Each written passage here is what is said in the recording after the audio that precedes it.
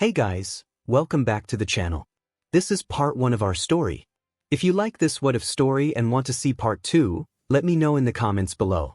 Before we start, don't forget to like, subscribe, and share this video with your friends. Also, check the description for more great content and my playlist. This story was posted by 𝗵𝗃_29 on Wattpad. Now let's start. Let's play a game. Mina cheered as she looked at the table of classmates. The common room tables were put together to chat while they ate as a class instead of groups. Everyone was there. Deku, the first to cheer, break away from his conversation with Koda on the suggestion before a chain of voices followed in agreement. 14 Katsuki was amidst the last of them, reluctant, but he can always leave when it suited him best. Everyone cleaned up the remainder of dinner and wiped the bank clean before making their way over to the couches to start. Mina looks around herself and noted on who decided to stay. The group including Uraraka, Izuku, Denki, Todoroki, 𝗬𝗵𝗲, Katsuki, Kirishima, Jiro, Hagakure, and finally herself. When they were all seated, she started with the rules. 7. First game. Would you rather, but depending on the option you pick, you have to do it or there'll be penalties. I'll demonstrate. She hums to herself, looking for a candidate before pointing at the redhead. Kiri, would you rather do the most unmanly thing of all, or avoid everyone for a whole day? Mina asked. Kirishima frowned. Guess you guys won't see me tomorrow. Not that it will matter since I'm visiting my mom. Kirishima answered with a smile, realizing that avoiding his friends would be the safest way to go. Everyone nodded and Kirishima was then instructed to take his turn. Denki, would you rather eat BakuDeku's spicy curry or give everyone here an affectionate hug? Kirishima asked. Denki whined as he dragged himself up. But now I gotta get you up. Giggles were heard around him as he went around the circle and giving hugs to everyone. Once he got to Katsuki, he was shoved down to the floor with a hand to face, so he settled onto hugging his arm. 16. Get off me, ya demon dunce. Katsuki yelled, shaking Denki off of his 𝗵𝗏 appendage. The other turned tail when he saw another hand coming towards him and scurried away on all fours before giving Katsuki the stink eye, who glared right back as he made a show of wiping his arm. Denki grinned, mischievous, as he settled back into his seat, sitting up straighter as he looked at him in challenge. 5. All right, Kaken, would you rather do something of my choosing with Midoriya or give him some affection? Denki teased as he watched the blonde's hands pop. 27. At the mention of his name, Izuku's head turned towards Katsuki. Despite his curiosity, he knew that whatever Katsuki might choose was going to involve touching. He didn't know if this was a curse or a blessing, knowing the blonde's temper. 3. That's the same thing. Katsuki commented with a glare. 6. Just answer the question, man, Kirishima said as he elbowed Katsuki's side. The thing I'd hate to do with Deku is give him anything in general. Affection. That's atrocious. Katsuki looks Izuku's way, eyes raking his form from the ground in a way that said, gross. Izuku's knees came up as he wrapped his arms around them, looking away from his gaze. Denki crossed his arms, smug. 13. Then go give Midoriya some physical affection, whether it's a hug, a kiss, or a high five. You can pick. Denki said as he watched the blind's eyes darken. 11. I'd rather jump off a roof, was all Katsuki said as his gaze never faltered from the boys, his signature glare still there. 34. Izuku's heart jumped as his eyes stung. It hurt. 22. He knew the relationship between them was broken, and most likely irreparable, but the phrasing was just as unnecessary as it was purposeful. Past thoughts came unbidden and the others around him started yelling. That was so uncalled for. 4. It's not like he was asking you to make out with him or anything. A high five could have done the job, man. Kirishima said as he looked Izuku's direction. He ignored Katsuki yelling when he noticed the occupant was no longer there. 7. Where'd Midoriya go? Kirishima gave the room a sweep of his eyes, the boy lost from sight. 9. Well, this went downhill. Couldn't you have just said no like you always do? Now Midoriya's gone. Mina pouted with her arms crossed. Katsuki scoffed and got up from his seat at the jabs thrown his way. 7. I'm leaving. 14 Katsuki left the rest to play the game without him to go to bed. It was getting late and he didn't want to hear his cause to blame for 𝗧𝗂𝐿 leaving. He made his way to the elevator and clicked his floor. When it opened immediately and stepped in, he watched as 𝗬𝗏𝗏 and Todoroki spoke with worried expressions. Probably talking about If Deku and making drama. He scoffed as the doors finally closed. The ride to his floor was silent, but uneventful as he finally reached his floor and walked to his room. Whatever he said that made Izuku angry wasn't his problem. He's always been like this. Izuku knows better than anyone, so how was tonight any different? Izuku would be his chipper self by tomorrow after pouring in his room for the night. 8 until he wasn't.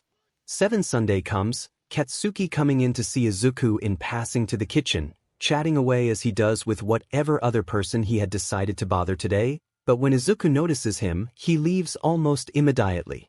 15 The boy specifically ignoring him was a passing thought as well as he stood in the kitchen, watching Izuku go for the stairs, before he shrugged his frustration away with some breakfast. It went on for several days, and Katsuki's notice became more frequent until he found himself following Izuku just to watch him leave as soon as he comes into a room. 11 It was nearly nighttime and Izuku was finishing his dishes while offering to do the others as well just for the sake of helping. Grateful, they thanked him before leaving to go do their own thing for the rest of the school night, may that be chatting in the commons or going to their rooms. Once he was done and nearly everyone was out of sight, he relieved an exhausted sigh as he dried his hands to check the time. 6:09. Plenty of time for a jog, Izuku mumbles before making his way to the entryway, putting on his sweater by the door before sliding his feet into his shoes. Once outside, he gave himself a pump of the fist to his sides before putting on a brave face. 18 After stretching in the cool, late evening air, he began his run around the dorm building. He made it around 3 times before he saw Katsuki standing at the entrance, staring at him in his own sweater and scarf wrapped around him. Izuku slowed to a stop, watching warily back, finding surprise when he saw Katsuki make his way towards him. 2 𝐭𝐸𝐿. What are you doing out here? Izuku asked, looking behind the blonde to see how far he was from the entrance, ready to leave. Katsuki scowled, making the boy look back up at him stiffly as he stopped a few feet away from Izuku. 1 I could ask you the same thing but I know the answer already. Cut the tea and tell what's going on with you. Katsuki snarked, sounding more offended than he originally planned, as he looked directly into Izuku's eyes, searching. Izuku looked down. 12 I just needed some air, he whispered. He heard a scoff and more steps approach him. You're avoiding me and we both know it. Now tell me what you think I did wrong so we can move on. Katsuki said as he furrowed his brows. Izuku took a step back as he looked up at Katsuki with a serious expression. 6 Are you being serious? Izuku asks, scoffing before he could stop himself. Try humiliating me last we dash. 4 Is this about the F game? Izuku's expression turned into one of anger. No, this wasn't about just the game, it was about his feelings, damn it. 6 No, it was what you said. Words, Kaken, words that hurt me, and I know our relationship, or whatever you want to call this rivalry, is complicated and all, but I thought that maybe we could try and be friends.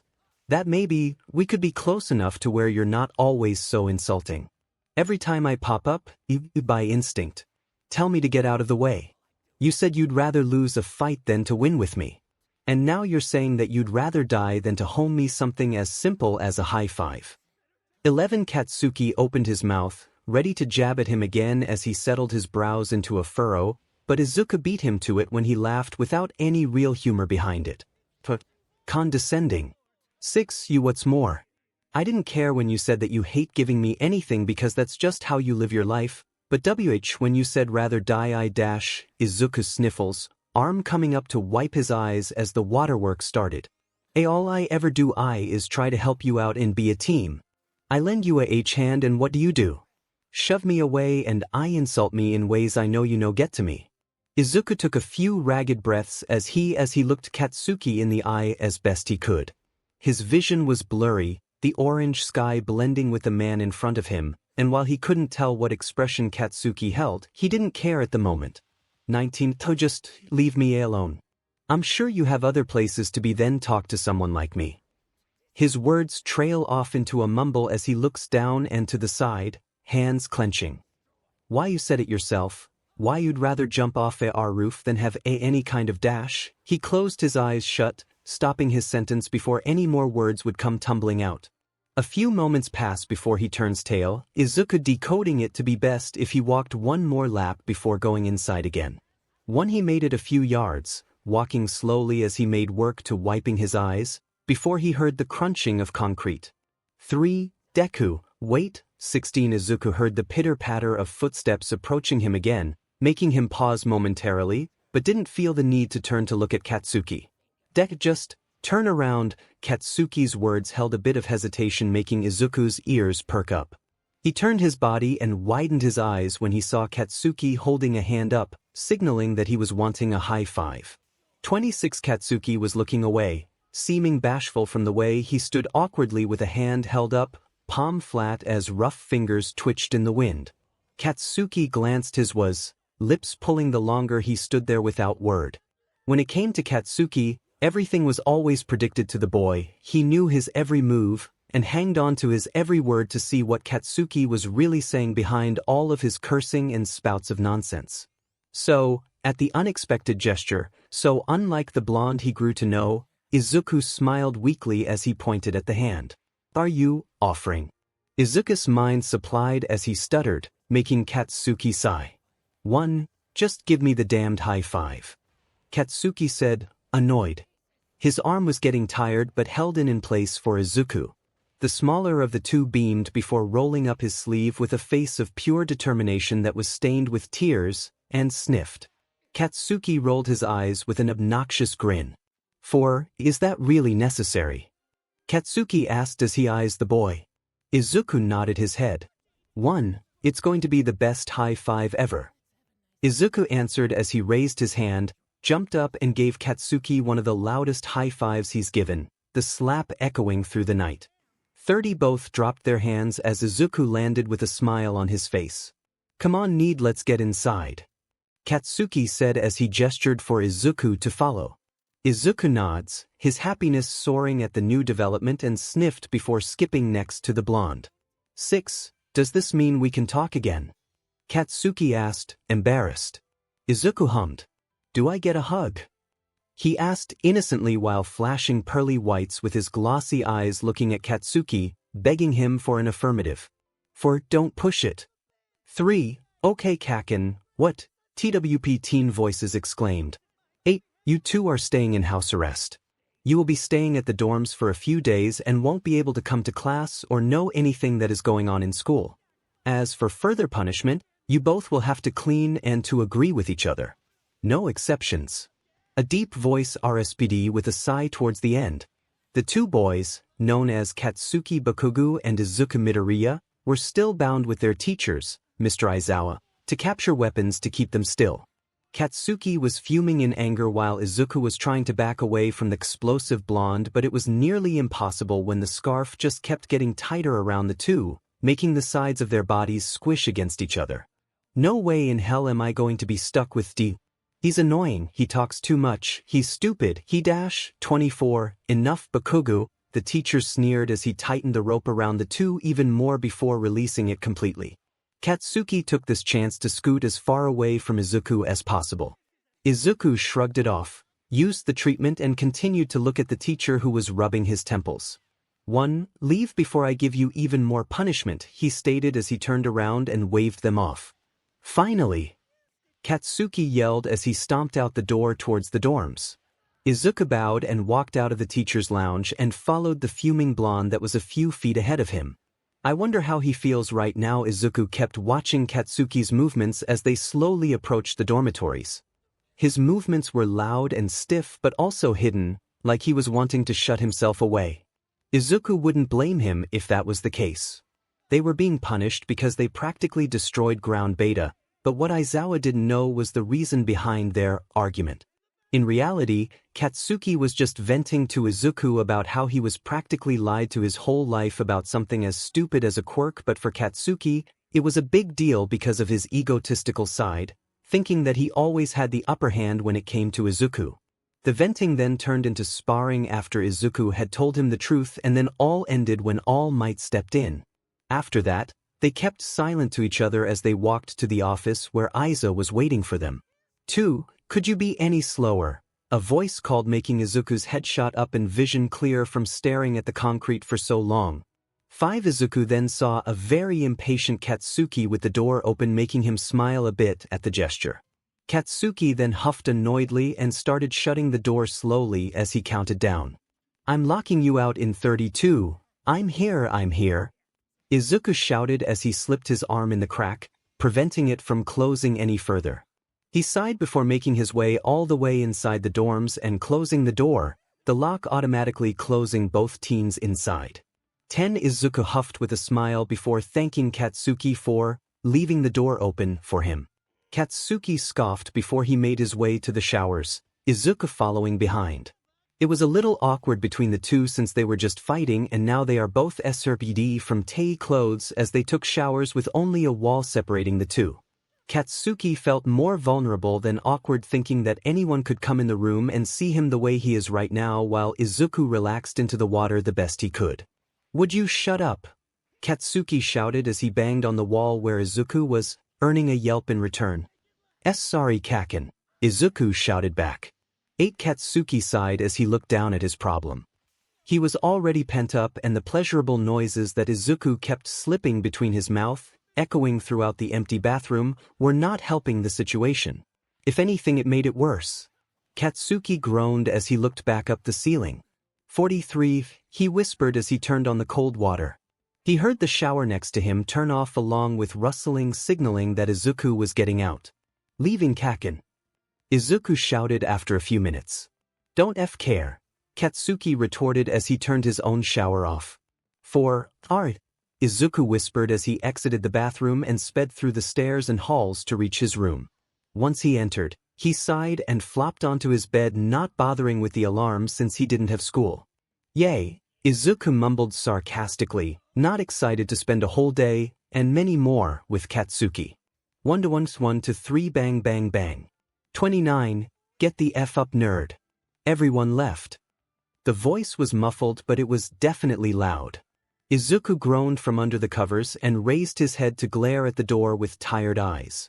Katsuki was tapping his foot impatiently on the floor with crossed arms. He raised his hand again and knocked on the door again. 3 bang bang. 8, I'm not going to get all this as she done myself, so you either get your butt out here or I'll make my way in there and drag you out of bed, Katsuki shouted.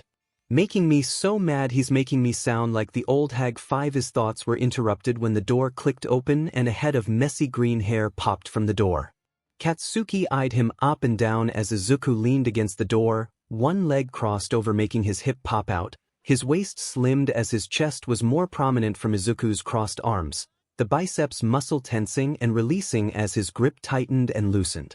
His face looked softer than normal with some red lines going across his cheek, a sign that he slept comfortably that night.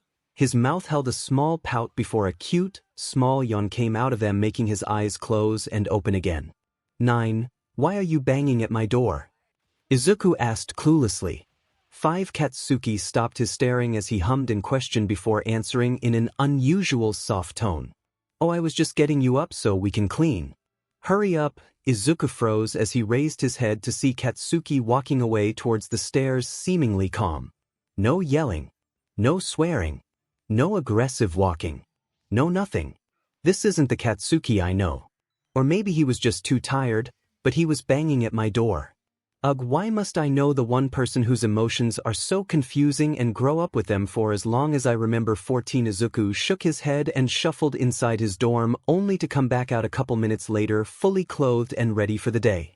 Once he was downstairs, he made his way towards the fridge and looked through it to see anything for breakfast. He heard munching behind him and noted that Katsuki was there too. His eyes roamed the fridge until he noticed a note with his name on it. He grabbed the covered plate with the note and made his way towards the table. He sat down at the same table where Katsuki was sitting on accident and placed his food down without taking his eyes off the note. Deku-kun, I noticed that you weren't up this morning, so I made you some food. I hope you feel better. I'm not a great cook, but I know how to make mochi, so enjoy it. Choco 19. That's so nice, 𝗧𝗂𝗵𝗲 mumbled as he blushed a bit, placing the note down. He uncovered his plate and noticed that it was still hot. He smiled before he dug in his food. 10. The F is that? 2. 𝗧𝗂𝗵𝗲 looked up and noticed Katsuki eyeing the food he was eating. 𝗧𝗂𝗵𝗲 looked back at his food before swallowing. It's mochi. 𝗬𝗏𝗧𝗏 made it and it's really good. 𝗧𝗂𝗵𝗲 exclaimed with a smile. For some reason, after those words left 𝗧𝗂𝗵𝗲's mouth, Katsuki felt like yelling. But not at him. He wanted to yell at 𝗬𝗏𝗧𝗏. He scoffed and went to pick his food. 4. Probably fucking microwaved a bag of mochi and called it breakfast. Bet I could do better, Katsuki retorted at 𝗧𝗂𝗵𝗲. The brunette frowned before his face brightened. He went to open his mouth and speak but closed it and went back to eating. 17. Spit it out, nerd, Katsuki said annoyed. 𝗧𝗂𝗵𝗲 gulped before avoiding eye contact. I was just wondering how yours would taste, 𝗧𝗂𝗵𝗲 whispered. 25. Katsuki eyed him before he grabbed his plate and left the table. 𝗧𝗂𝗵𝗲 watched as Katsuki was now gathering food ingredients and turning on the stove.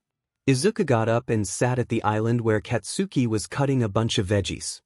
He tilted his head as he placed his head between his hands, squishing his cheeks in a cute manner. 13. What are you doing? 𝗧𝗂𝗵𝗲 asked. Katsuki looked at the mail. 5. There it is again. Why is this happening? This is the third time. 2. Katsuki's heart was erratic and his eyes were fixated on 𝗧𝗂𝗵𝗲's who were big and curious. He looked back down and started cutting again. Mochi, Katsuki answered before going at his cooking again. 𝗧𝗂𝗵𝗲 nodded happily and sighed loudly. I'm going to start cleaning this floor and I'll leave the kitchen to you, 𝗧𝗂𝗵𝗲 said as he went to a nearby closet and started taking out things to clean the floors, furniture and windows. For a whole hour passes before Katsuki is yelling for 𝗧𝗂𝗵𝗲 to come eat lunch. 𝗧𝗂𝗵𝗲 comes into the kitchen while panting. 1. It's only 12:29. 𝗧𝗂𝗵𝗲 questioned. Katsuki rolled his eyes and proceeded to grab some food. Guess I'll just eat while you clean, Katsuki teased. 16. They'll eat. 𝗧𝗂𝗵𝗲 shouted as he grabbed a plate and filled it with different foods and washed his hands before sitting in front of Katsuki. Both ate in silence with occasional glances that Katsuki stole of 𝗧𝗂𝗵𝗲, who was happily eating and throwing compliments here and there while making a complete mess. Katsuki sighed upon seeing the food all over 𝗧𝗂𝗵𝗲's face. 1. Nerd, you got fucking food all over your face, Katsuki said as he pointed at him with a chuckle. 𝗧𝗂𝗵𝗲 blushed before grabbing a napkin and cleaning it off, but alas, there was still something there. So what did Katsuki do? The cheesiest thing a person does in this situation, wipe it with his thumb. 37. 𝗧𝗂𝗵𝗲 blushed immensely as he watched Katsuki sit back down and lick his thumb without a care in the world before eating his meal again. 28. 𝗧𝗂𝗵𝗲 didn't know what to say, so he decided to go clean up his dish, with the blush still prominent on his face, with a scrubby and some soap. He then decided to clean all of the piled dishes from Katsuki's cooking. However, after a while, he felt a presence behind him before a hand was placed on his lower back. He jumped at the touch and had a full-on red face when he saw Katsuki leaning up to grab a glass cup from the cupboard above him. 8. Why do I think that his arms look so good right now? 𝗧𝗂𝗵𝗲, get your head out of the gutter and get to cleaning. 57. 𝗧𝗂𝗵𝗲 started scrubbing the dishes faster and rougher, still feeling the hand on his back, while holding a concentrated face that was painted red in embarrassment. The dishes were clanking and making loud noises as water splashed everywhere. But slow the F down, 18. Katsuki spoke as he placed his cup down when he realized that the green head was not listening. He grabbed onto both his wet wrists and spun him around towards him while holding a scowl on his face. 14. 𝗧𝗂𝗵𝗲 gulped as his head started to heat up again, a small headache lingering around, before he held his breath when he noticed the close proximity between the two. His body was leaning backwards as he tried getting away from Katsuki's face, but his soaked feet were slipping on the kitchen tile floor, making his body inch closer and lower. 3. 𝐒𝐩𝐽. 1. Katsuki's scree tightened as he started pulling a bit while glaring at 𝗧𝗂𝗵𝗲, searching for some sort of answer to his behavior. 31. The F is up with you, he asked. 9. 𝗧𝗂𝗵𝗲 blushed when he felt their bodies touch but answered while stuttering immensely, whatever did you mean? 𝗂𝐽. 13. First you wake up super late, then your stuttering won't stop. You keep avoiding me, and as soon as I come near you, you get all aggressive and like look at the floor. It's got water everywhere. Katsuki shouted as he gestured around them. Izuku gulped again before giving him a small smile. 7 Was I really avoiding him? Didn't feel like it. I don't know, Kaken, Izuku whispered as he looked away. He heard a sigh before his arms were let go. He looked over and saw that Katsuki was looking down with his hands in his pocket. Is it because of what I said about All Might? Finally realizing that it really was my fault for his downfall and are deciding to avoid me. I mean, I don't blame you or anything. 1. No, Kaken. It's definitely not that. Izuku suddenly shouted as he took Katsuki's shoulders to make him look at him. Katsuki looked up at the male in hesitance. 16. This isn't about yesterday. At least not all of it. It's just that, after that whole ordeal, you're acting differently. Like more gentle and kind, Izuku stated as he furrowed his brows in though. Katsuki blushed at the words and watched as Izuku had the same face along with one of realization. I don't mean it in a bad way. 21. It's fine, nerd, Katsuki interrupted while looking at Izuku directly in the eyes. His blush was fading away and Izuku's was as well. He felt Izuku's hands drag down his arm before they stopped right above his hand. Both boys looked down and Katsuki took the initiative to intertwine their fingers in a tight hold before looking back up. Izuku did the same when he felt a hand on his cheek. He blushed, noticing that Katsuki was brushing his hair away from his face, and giggled a bit. Both leaned forward but stopped right before their lips could actually touch. They had half-lidded eyes as breaths of air fanned over their faces. Their connected hands loosened when Katsuki finally leaned all the way in and connected his own lips to Izuku's. The brunette closed his eyes and melted into the kiss with a faint blush on his face and pressed himself a little closer to the other. Katsuki hummed as he cupped both of Izuku's cheeks before disconnecting himself and pressing his thumb against Izuku's slightly red lips, and dragging it across the soft skin. He bit his lip as he watched Izuku's lip follow his thumb before bouncing back to its original position. 51. God. He breathed out as he continued to look at Izuku's lips before leaning in again. Izuku hummed and wrapped his arms around Katsuki's neck. 8. Why do I feel so carefree right now?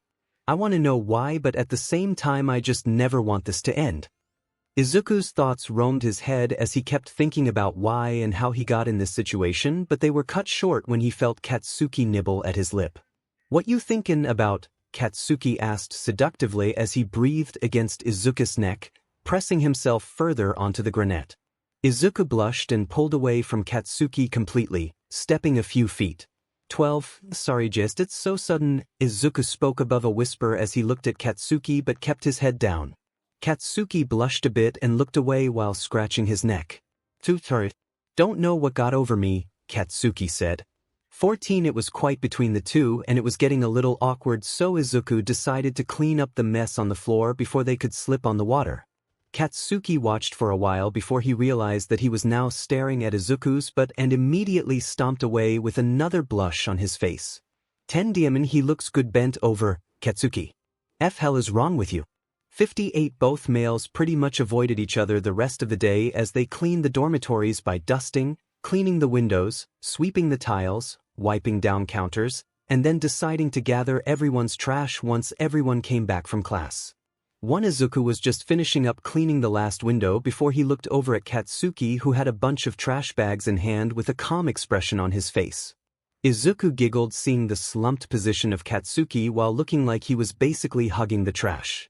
He immediately turned back around to continue his giggling when he saw Katsuki had snapped his head in his direction. 12. Katsuki pouted before a smile snuck onto his lips. He had caught the brunette looking at him while giggling, but he immediately dropped his smile when he saw a few of the students make their way towards the kitchen. He's kinda cute. What was playing on the computer was nothing that anyone would enjoy watching. No. Please. I'll do anything. The figure yelled as he tried backing away from the approaching figure who was holding a camera. You could hear a raspy snicker come from behind the camera as the image got closer and closer to the panicking boy. Then maybe you shouldn't have taken the little girl's place. But here you are. acting like a hero when you're sitting here screaming for dear life. The raspy voice spoke as he showed a syringe in front of the camera that had a glowing green substance that bubbled inside the glass tube. After the syringe was out of view, the image came closer to the boy and you could see how horrible he looked. His clothes were torn, leaving him in only a pair of ripped pants. He was chained to a wall with both his wrists and ankles cuffed and attached to a metallic bed. His body was thin and you could see his ribcage, his elbows and kneecaps were sticking out because of the lack of fat the boy had. You could also see his cheekbones as his green eyes were droopy. He also had strange green hair, but it was also fairly long and curly. 9. The chained boy screamed as his fearful expression turned into one of hatred. He thrashed around, pulling on the chains, but they were too strong and they were starting to bleed. The camera got closer and closer until it was set down on a table, framing the boy's upper body and face, before a hooded man walked in around the table and in front of the camera beside the boy. The hooded man then easily wrapped his fingers around the smaller boy's arm before stabbing the syringe right on the boy's forearm and injecting the green bubbly substance. The trapped male froze before letting out a blood-curdling scream, making the light above him flicker ever so slightly. When the syringe was pulled out, the boy's mouth started foaming and his eyes rolled to the back of his head. His body shook violently as the man stepped into the darkness, out of view. 6. The greenette's arms started turning purple. The cuts that were on them started spewing out blood until the color stopped at its shoulders, blood pooling on the stainless steel table. His body started to relax until it came to a full stop. It was silent and all you could hear was the dripping blood that fell from the table onto the floor. The camera was suddenly grabbed and turned around and you could see a pair of red eyes and a psychotic smile on a man's face. 5. I would say that went successfully, wouldn't you agree? 1. The camera cut off, revealing a black screen and then a small circular arrow with the words replay on. Huffing, the officer exited out of the tab before running a hand in his hair. This video was locked away, but thanks to the infiltrating officer we were able to recover it. He spoke as he turned around from his chair, pulling out the hair tie that held his black hair in a bun. Aizawa, what does that video have to do with the kid we're looking for? A spiky blonde-haired male, known as 𝗧𝗵𝗵𝗃, asked as he followed the officer to his office. 2. Well, apparently, that kid is the same one that we have been looking for all of these months. He had disappeared over a few months ago and we had an idea of his whereabouts, but just as we figured out his location, we lost him. And, as you know, we've been trying to relocate him for the past few weeks. Aizawa spoke again as he typed something in his computer before facing it towards the other. Katsuki scooted his chair in as he leaned in to get a better look. This is the person we've been looking for, Izuku Midoriya. A male college student with short black hair and green eyes. Aizawa spoke as he pointed at a picture on the screen before spinning the computer around, typing a few things and facing it towards Katsuki. 7. And this is the person on the video. At first I thought that it was just another person, so when I went to identify him with facial reconstruction, there was a match. Aizawa claimed as he moved the tab to reveal the boy from before. But they look completely different, Katsuki said as he tried to pinpoint what was similar between the two, coming with nothing. Yes, but look here. Aizawa commented as he pointed at the picture of the beat-up face of the green-haired boy. With the naked eye, you can see the similarity in face shape along with his eyes and nose. You can also tell that the cheekbones are the same. 3. Katsuki leaned back in his hair as he stared at the two pictures. So that guy in the video with the weird SHT in that syringe chemically changed his features. What? Katsuki questioned as he looked at the other. Aizawa turned his computer back around before typing in some things. Tenko Shimura, otherwise known as Tamura Shigaraki, is a man that sells illegal substances to the black market. He posts these kind of videos on the dark web as advertisement. However, this video was only recently posted but was then immediately deleted because it showed something that could help us pinpoint his location.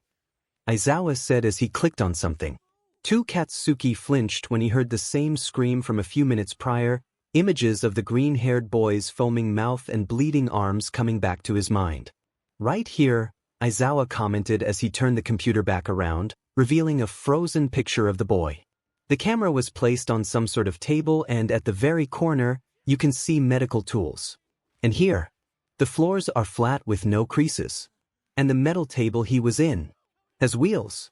It's not much to go through, but I think we know where this kid is, Aizawa said as he opened several more frozen pictures of the boy with different backgrounds. Hospital, Katsuki said as he looked at the walls, monitors, uneven chains screwed into the table, and every other detail he could pinpoint. More specifically one where there is a closed-off morgue, which can only lead us to one place, 𝗵𝗲 Hospital. In their website, it was said that they had built a new morgue and upgraded their patient's room along with the food service. Meaning that the morgue from before is no longer in use, Aizawa stated, making the blonde nod his head. Alright, when do we start the rescue mission? Katsuki questioned in curiosity. As soon as possible, and so, 1 week has passed by making preparations. Planning the rescue, how to infiltrate the building, and which paths to take when going in the underground maze. Katsuki was paired with 𝐒𝐩𝐢𝐫 𝗔𝗨𝗧𝗪 Kaminari, 𝗧𝗏𝗪, Mina Ishido, and Kyoka-jiro, who were in charge of rescuing as many people as possible and escorting them out. Tenya Ida, Ochako Uraraka, Shoto Todoroki, Momo Yaoyuzu, and Hitoshi Shinso were going to be backup and protect the others while they escorted the victims, while the rest of the police squad would be surrounding the hospital, ready to arrest the criminals. They had been waiting for this day for over 2 years, and today is finally the day.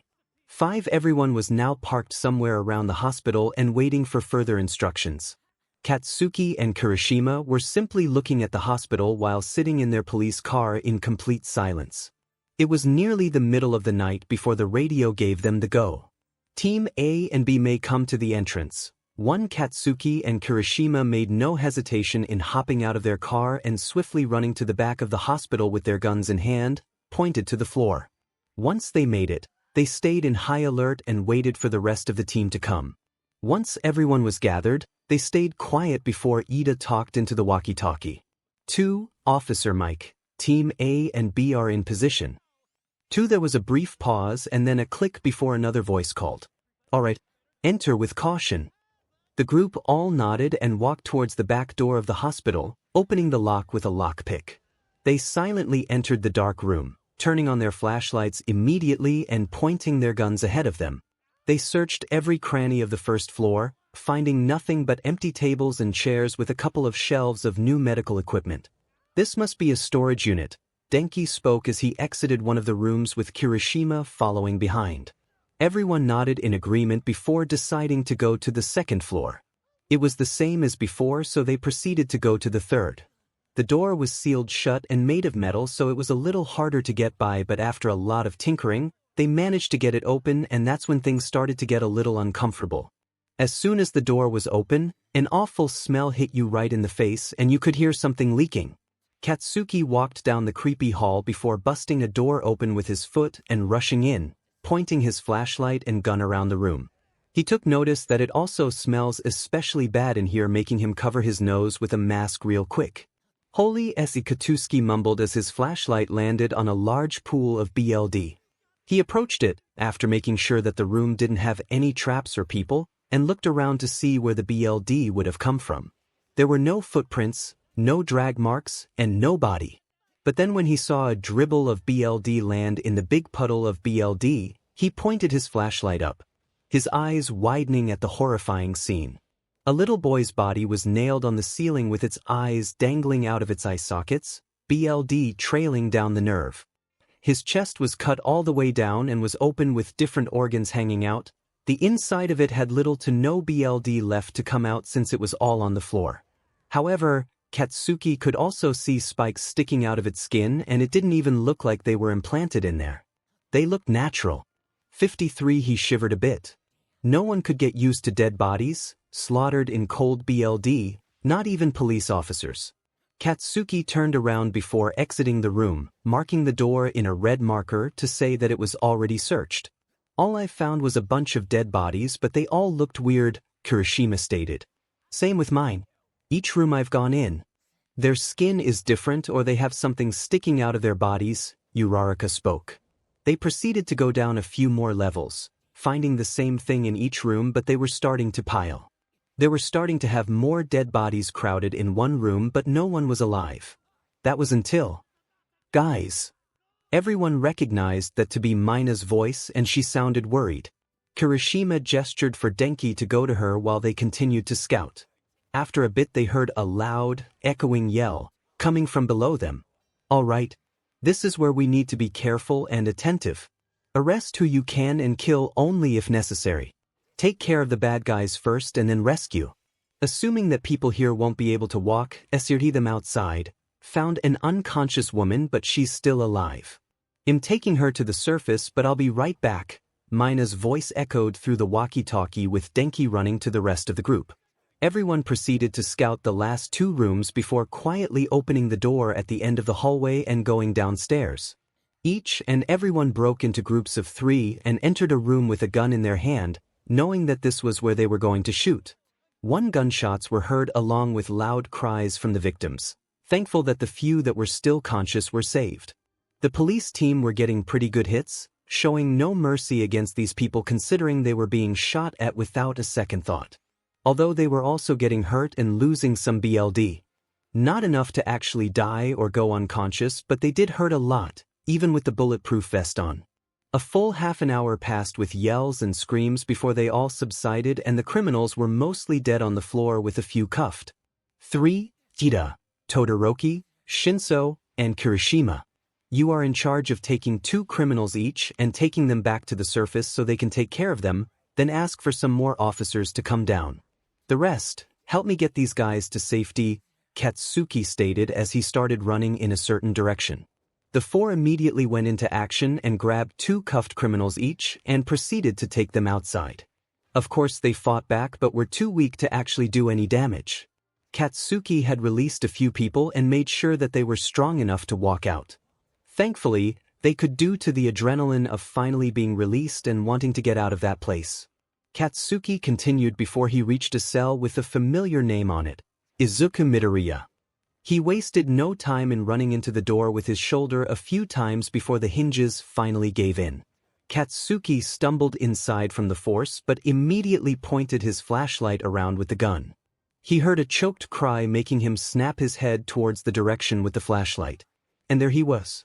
The boy they had been tracking down for the past 3 months. Katsuki immediately looked around the room, finding a light SWH and turning it on, before rushing towards the boy in the corner of the room, who was shaking while hugging his knees and burying his head between them. Katsuki slowly made his way towards the boy but stopped when he heard a low voice. That thing is dangerous. Katsuki snapped his head towards the voice along with his gun and glared at the matching pair of red eyes that held no emotion. On the floor, surrounded by BLD, lay Shigaraki. His arms were limp along with his legs. The wall behind him was cracked with a large splatter of BLD dragging down from the middle of it. Shigaraki chuckled as he weakly tilted his head. Why you think you can just save these guys? Haha, you may have let them go out to the world, but they just end up locked up in a cell or in solitary confinement. They're not ordinary people. They're killing machines. Shigaraki exclaimed before coughing out some BLD. You didn't save them, you just made their lives more miserable, Shigaraki whispered as his head bobbed down, his body immobile. Katsuki approached the body and kicked his legs. When he received no response, he grabbed the other's wrist, feeling no pulse, before dropping it back down. He looked back towards the boy and put the gun aside, unsure if the boy really was dangerous, and whispered sweetly. You're Izuku, right? Katsuki said as he crouched down. Izuku slowly lifted his head, revealing his bright green eyes filled with tears and fear. Katsuki reached out a hand, making the boy back away further into the corner, his broken chains rattling on both his ankles and wrists, and bury his head into his knees again. Katsuki hesitated, but he sat down on the floor before placing his palm onto the boy's head of green hair. It was dirty and it needed washing, but Katsuki could care less at the moment. He watched as Izuku's head was rising back up, Katsuki trying to give a reassuring smile. 3. Izuku seemed to relax, his shoulders no longer raised and his arms loosening their hold. He poked his head out again, his cheeks full of tears, but Katsuki couldn't help but feel bad at how bad Izuku looked. He was skinny, maybe even thinner from when he saw the video, and he had even more scratches and bruises. He released his hand from the boy's head and started taking off his bulletproof vest before taking off his shirt. He still had a tank underneath, so he was fine. He offered the shirt to the boy, but 𝗧𝗑𝗧 just stared at it. Katsuki shook the shirt in his hand before placing it on the floor so he could put on his vest again. 𝗧𝗑𝗧 glanced at 𝗂𝗵𝗲, seeing that he was still busy before sneaking his hand towards the shirt on the floor. He quickly grabbed it and pulled it towards his chest, watching Katsuki as he struggled with the buckle. His eyes then looked down upon, noticing how weird it felt. It made his skin warm. Upon this, his eyes were starting to droop before his body started to rock from side to side. The grip on the shirt loosened before his body completely gave out and fell over, darkness surrounding him along with the cold. But before he could even hit the floor, he felt something warmer than the shirt surround his entire being. It felt like he was in darkness for too long. He was still warm, but sometimes the cold would rush up to him again every now and again. He could feel pressure and pinching throughout his body, his arms being the most painful ones. 𝗧𝗑𝗧 could hear voices and repetitive beeping noises and his limbs moving on his own. After a while, the voices were starting to get louder, but he couldn't understand what they were saying. They were so muffled and low, but his pain was subsiding. It was the best he ever felt in a long time. All there was just a small stinging on his arms, legs, chest, and back, but they were tolerable. But his ears were starting to hurt, making him groan and scrunch his nose. It was still dark, but now he was starting to see dark, familiar colors. Gah! Katsuki snapped his head up at the noise. He intently watched the boy that lay on the hospital bed, fingers twitching, light gasping, trimmed and cleaned hair shifting, and eyebrows furrowing. Katsuki quickly looked down his phone before pressing the button next to 𝗧𝗑𝗧's bed to call the nurses. He sat back down on the chair, and a few seconds later a few nurses came inside the room and noticed that 𝗧𝗑𝗧 was waking up. They smiled slightly at the thought. 𝗧𝗑𝗧 was the last to wake up from the few that had passed out immediately after stepping outside the back door, but they were immediately rushed to the hospital, which was thankfully right around the corner. It had taken a total of 2 days for everyone to wake up, but this was 𝗧𝗑𝗧's second week. The nurses took off the face mask from 𝗧𝗑𝗧's face and continued to help 𝗧𝗑𝗧 so his waking would be a bit easier. One of the nurses then brought 𝗧𝗑𝗧's bed up to a sitting position so he wouldn't need to sit up himself. She then stepped aside while the others left them to it. 𝗧𝗑𝗧's eyes snapped open, his pupils almost disappearing from the bright light and room since his eyelids don't close for him to adjust. His breath was heavy and his hands were stiff with his fingers curled. He looked around the room and panicked when he saw a needle in his arm. He immediately reached for it but was stopped by a nurse, making him panic even more. "You'll hurt yourself if you pull it out," she said as she tried comforting the male. 𝗧𝗑𝗧 yanked his hand away only for his wrist to be grabbed again. He looked at the intrusion and locked eyes with a pair of red eyes, making him go into a deeper state of panic. His body trembled as tears started streaming down his face. The needle, the grip on his wrist, red eyes. He didn't like any of it. 𝗧𝗑𝗧, the green-haired male's ears heard the familiar name, making him look up, but his tears wouldn't stop. He relaxed, seeing that the red eyes belonged to a head of blonde hair instead of light blue.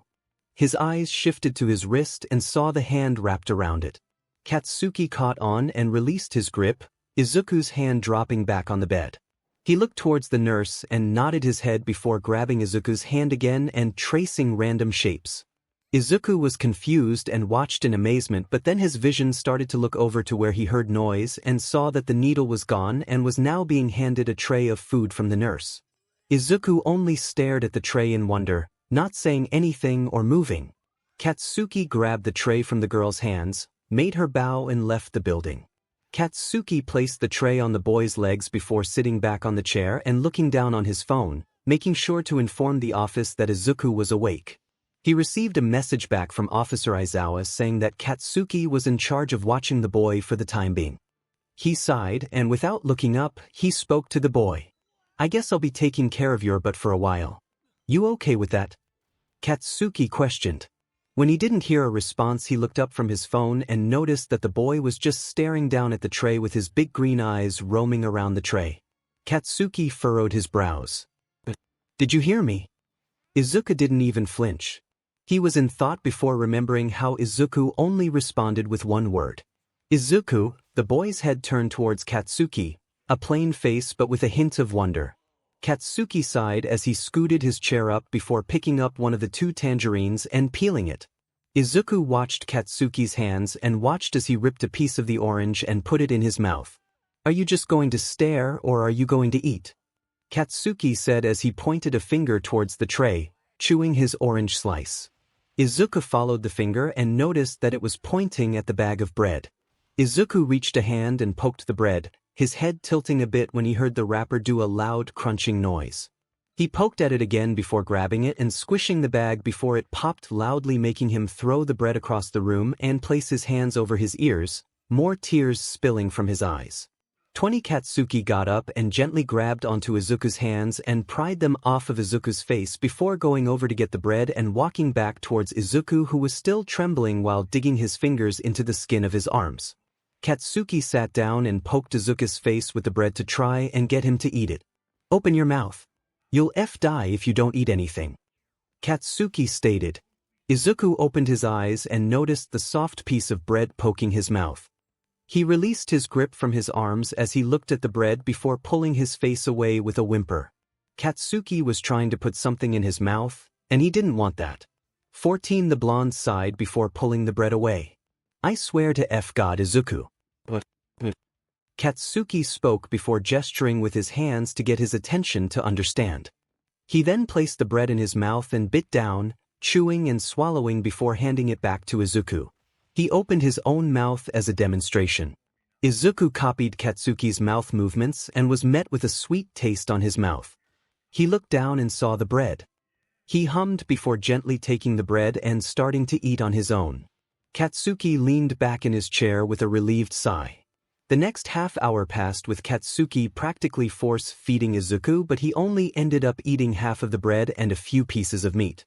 However, when Katsuki put a spoonful of the chocolate in it, Izuku's eyes beamed and ate the whole container.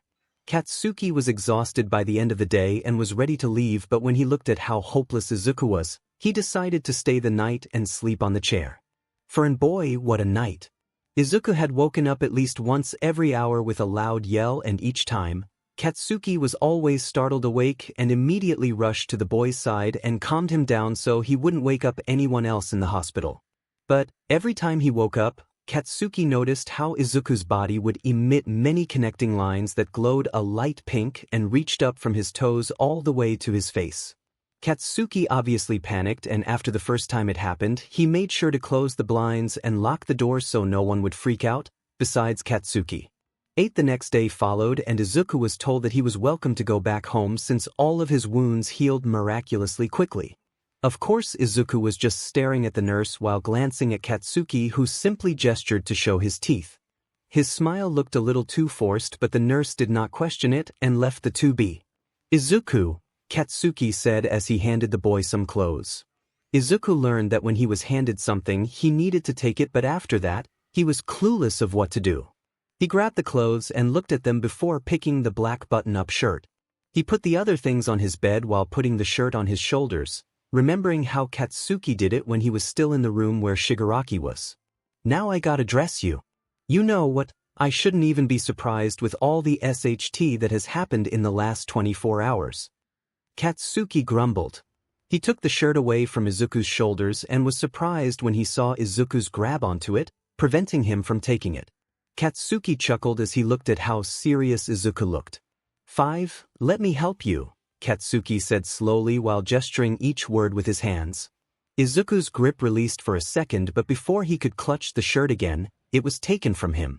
He watched as Katsuki unbuttoned the first few buttons before untying Izuku's hospital gown and putting it elsewhere. He ignored all of the cuts and bruises and put the shirt over Izuku's head. A few minutes later, Izuku was all dressed and was wearing a black button-down shirt and khaki pants, but both were a bit big even if they were the smallest size. He was just too skinny.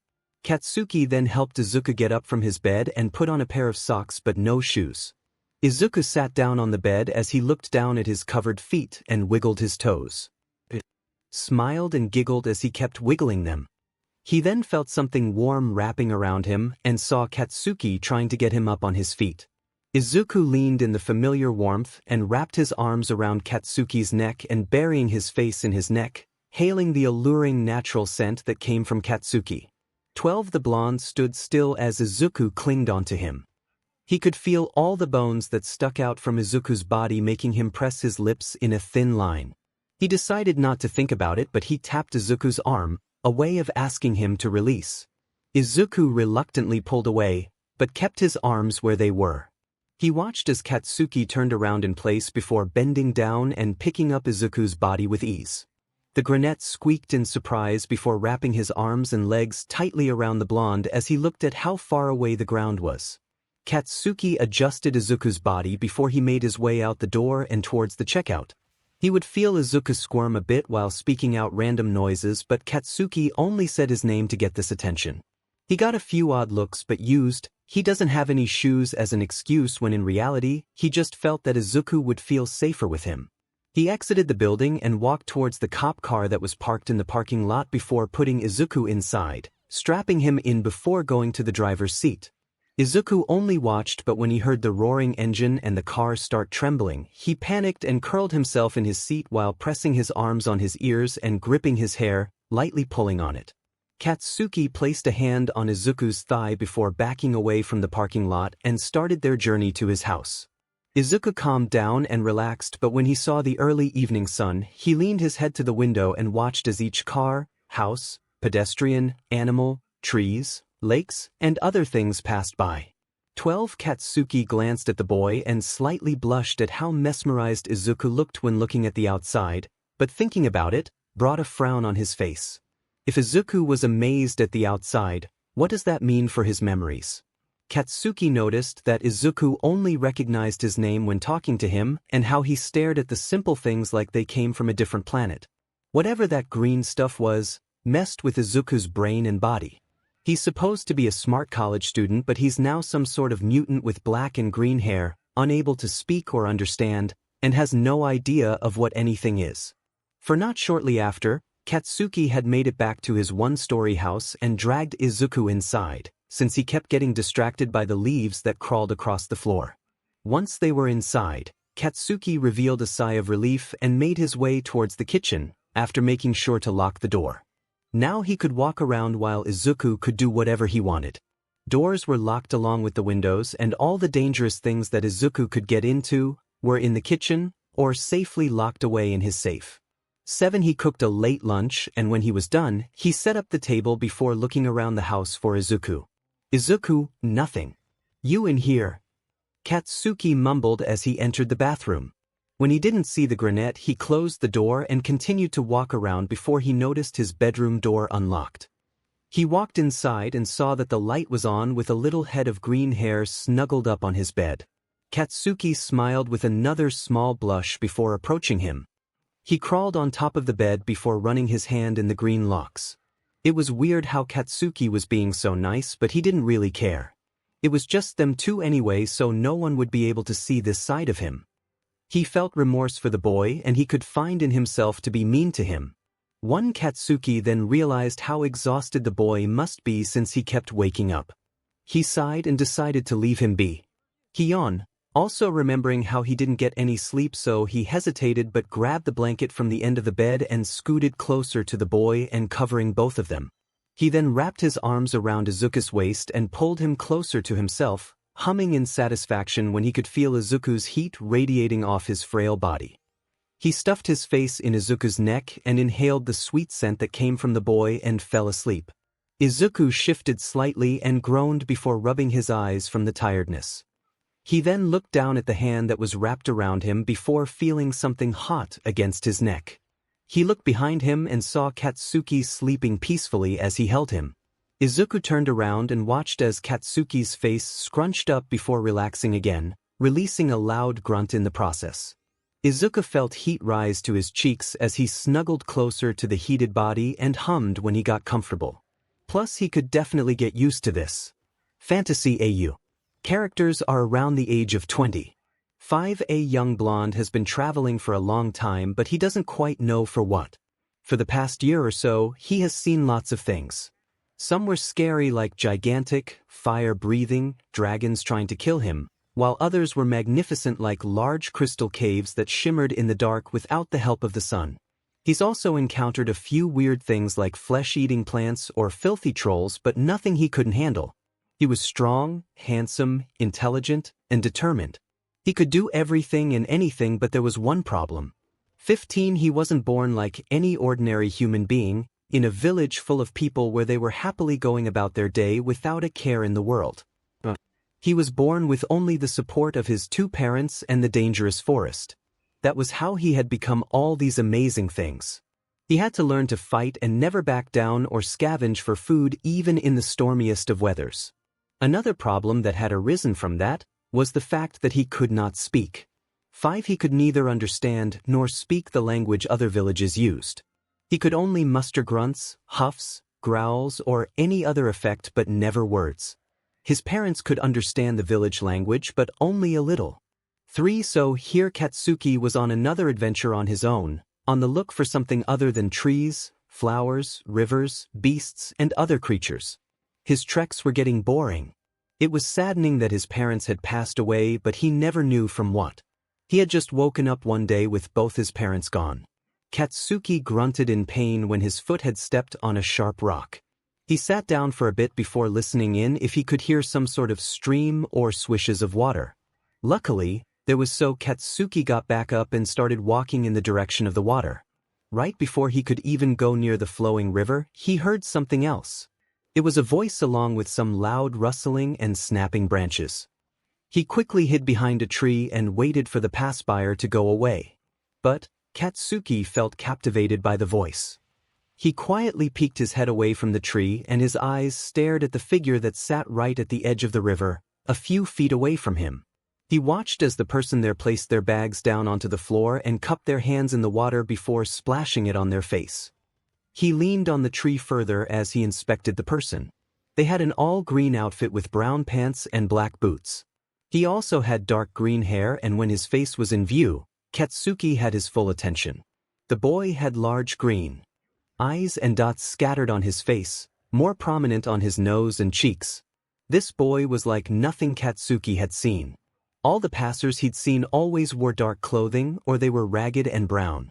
Everything was plain, but this one was much like Katsuki. Both wore bright colors, natural hair, eyes full of color, and were both explorers of some sort. Katsuki couldn't help but wonder if the boy was one of his own kind, considering they were the same, yet so different. Nonetheless, he knew he had to make sure to keep this mystery boy under wraps for now. He looked around himself before looking up at the tree and grinning. Izuku, on the other hand, was just about getting ready to leave the appealing stream. He had to quickly find somewhere to camp out at for the night, considering it was getting late. He gathered his things and proceeded to continue down his pathway. However, he could feel like he was being followed, and it creeped him out, making him walk in zigzags and getting into denser woods. Eventually, he didn't feel the same creepy feeling and walked a few more miles before settling down in a small opening about 6 feet wide in length. He placed his things down and set up a place for him to rest. It was getting dark and quick. He ignored his hungry stomach and proceeded to lay down in the soft grass, his bag being used as a pillow while a large green blanket covered his body, the color purposely used to blend in with his surroundings. Katsuki was still on a tree, looking down at the boy that slept below him. Once the moon was out, he made his way down swiftly, nearly making a sound, and landed right beside Izuku. He walked around him, curious as to why he felt the need to follow him. It was more of a want than a need when he decided to follow the green head of hair. His heart was beating at an immense rate, like when he had fought the many beasts, but it felt different. It felt good rather than scary like all the other times. This especially happened when he noticed when Izuku was glancing behind himself while also walking faster and taking sharp tunes. That's when Katsuki's heart was erratic. With all of the things he's seen, he's also seen Izuku's behavior making Katsuki's heart squeeze and his brain go nuts. In his mind, Izuku was playing a game of chase, and Katsuki followed. So, Katsuki was a little confused when he saw the boy giving up on the game. He was just sleeping now. Katsuki crouched down and poked Izuku's cheeks with his finger. He retracted immediately when Izuku shifted away from the intrusion. His eyes lit up, thinking that he was waking, before frowning again when Izuku remained still. Katsuki sat down and started thinking. He looked around himself until he saw a bird's nest. His eyes lit up and proceeded to leave the green-haired boy alone. For now. Izuku squinted his eyes from the bright morning sun and yawned loudly. He stretched, his bones popping in place from the hard floor, and pulled the blanket off of him. He folded it neatly and placed it in the bag before looking around himself to see if anything fell. However, his eyes fell on a small pile of fruits and berries surrounded by sticks and neatly placed on leaves. He looked around again, wanting to see if someone was there, but looked back at the food when he didn't see anyone. His stomach grumbled, but he pursed his lips and turned away to gather his things. Two might be poisoned, Izuku mumbled to himself, thinking the food was some sort of trap. He packed up all his things and left the little space, wanting to quickly get away from the space in case the person who put it there came back. His new mission now was to search for his own food. A couple of hours later, Izuku had found a nice river stream with plenty of fish to feed from. He put down his bag again and rolled up his sleeves and grabbed the dagger he had safely bucked in his boot, and proceeded to get in the water. It took a few tries, but he had finally gotten a decent-sized fish. He walked back to where his belongings were and put the fish on a rock, cutting his head off, and then proceeding to start gathering things to make a fire. Katsuki watched from atop the tree how Izuku gathered his own food. But what? He had given him food, so why not eat that? No matter, Katsuki was going to try again. He searches around again for something that will gain Izuku's attention. 7 Izuku was now happily eating his fish near the lake before he heard loud yells. He shoots up from his spot, forgetting about his fish, and listens in again. He bolts the direction of where it was coming from, dagger in his hand, and follows the loud yelling. As soon as he got close, he hid behind a bush and panted. Izuku furrowed his brows when he heard the same yell, but he couldn't hear anything else. No struggles, no grunts, no screams of pain, just yells. He lifted his head from the bush, his hair blending in well, and went wide-eyed at what he saw. Right in front of him stood a tall male with spiky blonde-haired male who wore a long red cape that was safely strapped around his neck. He had red, blue, and golden beads hanging from his neck and jingling with each of his movements. He had bright orange sleeves decorated in different colored thread that started from under his elbow all the way to his shoulder, along with a simple pair of jeans. However, what Izuku found interesting was how he had appealing flowers decorating his hair and some sort of paint on his face and bare chest. He also took notice that the yells were caused by a very pretty shell that each blow that was let out, a loud call of some sort, sounded while he swayed from left to right. Izuku watched as he sat down near the bush, but upon doing so, a stick snapped, making him cringe, but immediately pulled out his dagger just in case. He watched as the male's eyes opened slowly and looked around. He seemed calm, and once they made eye contact, Izuku watched as the other features turned into one of surprise before he shook his head and approached Izuku slowly. Izuku stood up on his 2 feet and pointed the dagger towards the other as he backed away. "Who are you?" Izuku asked as he watched the mysterious male still for a second, thinking of something before glancing at the dagger, and, before Izuku could process anything, the dagger was taken from his hand before the blonde bolted away. "Hey!" Izuku shouted as he took off running to the male. One Izuku continued to chase after the male, taking some quite sharp turns to be able to keep up, while yelling after him. After a bit, he watched as the other was approaching his camp and slowing down before he sat down, facing him, while twirling the dagger and handing it back to Izuku. The grenette stopped as he panted and placed his hands on his knees while looking at the dagger that was outstretched to him, the handle available for him to take. He took another breath before sitting down, looking intently to the red eyes that seemed to watch every single movement he made in interest. Izuku reached over and grabbed hold of the handle, noticing the name, Katsuki, tattooed on his arm, before pulling it away from the other's grip, careful to not cut him. Katsuki's eyes lit up slightly as he watched Izuku take the dagger before looking into Izuku's eyes, searching, but looked down at his lap when he saw Izuku's face that held nothing. He glanced back at the water behind him before he slowly took off his cape, letting it slide off of him, before he got up and took off his boots. After that, he sat down at the edge and jumped in the cold water with it. Shudder. He sunk inside the shallow water until only his nose, eyes, and hair stuck out. He looked directly into 𝗧𝗂𝐻's eyes before he started blowing bubbles through his mouth. One 𝗧𝗂 let out a small giggle as he watched the other male in the water do silly things before picking up his fish. He looked at it before sighing and crawling over towards the other and extending his arm with the fish in his hand. "Here you can have tea." 𝗧𝗂 started before he shouted in surprise when he was suddenly pulled into the water. His body was now fully underwater with the grip on his arm still there, and due to that, he couldn't block from the hard hit on his face. He yelled in pain underwater as he clutched his forehead in pain before he felt his arm being pulled up. He gasped when air finally hit his lungs and coughed out any water before shivering at the cold water while he looked over at the blonde who was still holding onto his wrist. 𝗧𝗂 then felt his wrist being pulled on, making his slightly stubble from the current throwing him off course and end up right in front of the blonde who was leaning his head in towards 𝗧𝗂. The brunette blushed at the close proximity as he leaned away before he felt Katsuki's hands hold onto 𝗧𝗂's head. 3. 𝗧𝗪. 𝗧𝗂 stuttered as he tried praying himself off but froze when his body ended up flushing against the others. Katsuki carefully lifted himself from the water as he looked at the large cut on 𝗧𝗂's head, blood trickling down the face. He closed his eyes as he brought his mouth near it and licked the wound to get rid of the blood until he was sure that he stopped the blood from flowing.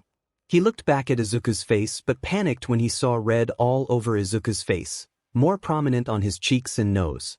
He leaned back down while inspecting the color before giving 𝗧𝗂's freckled cheek a small lick, frowning in confusion when he couldn't taste any blood.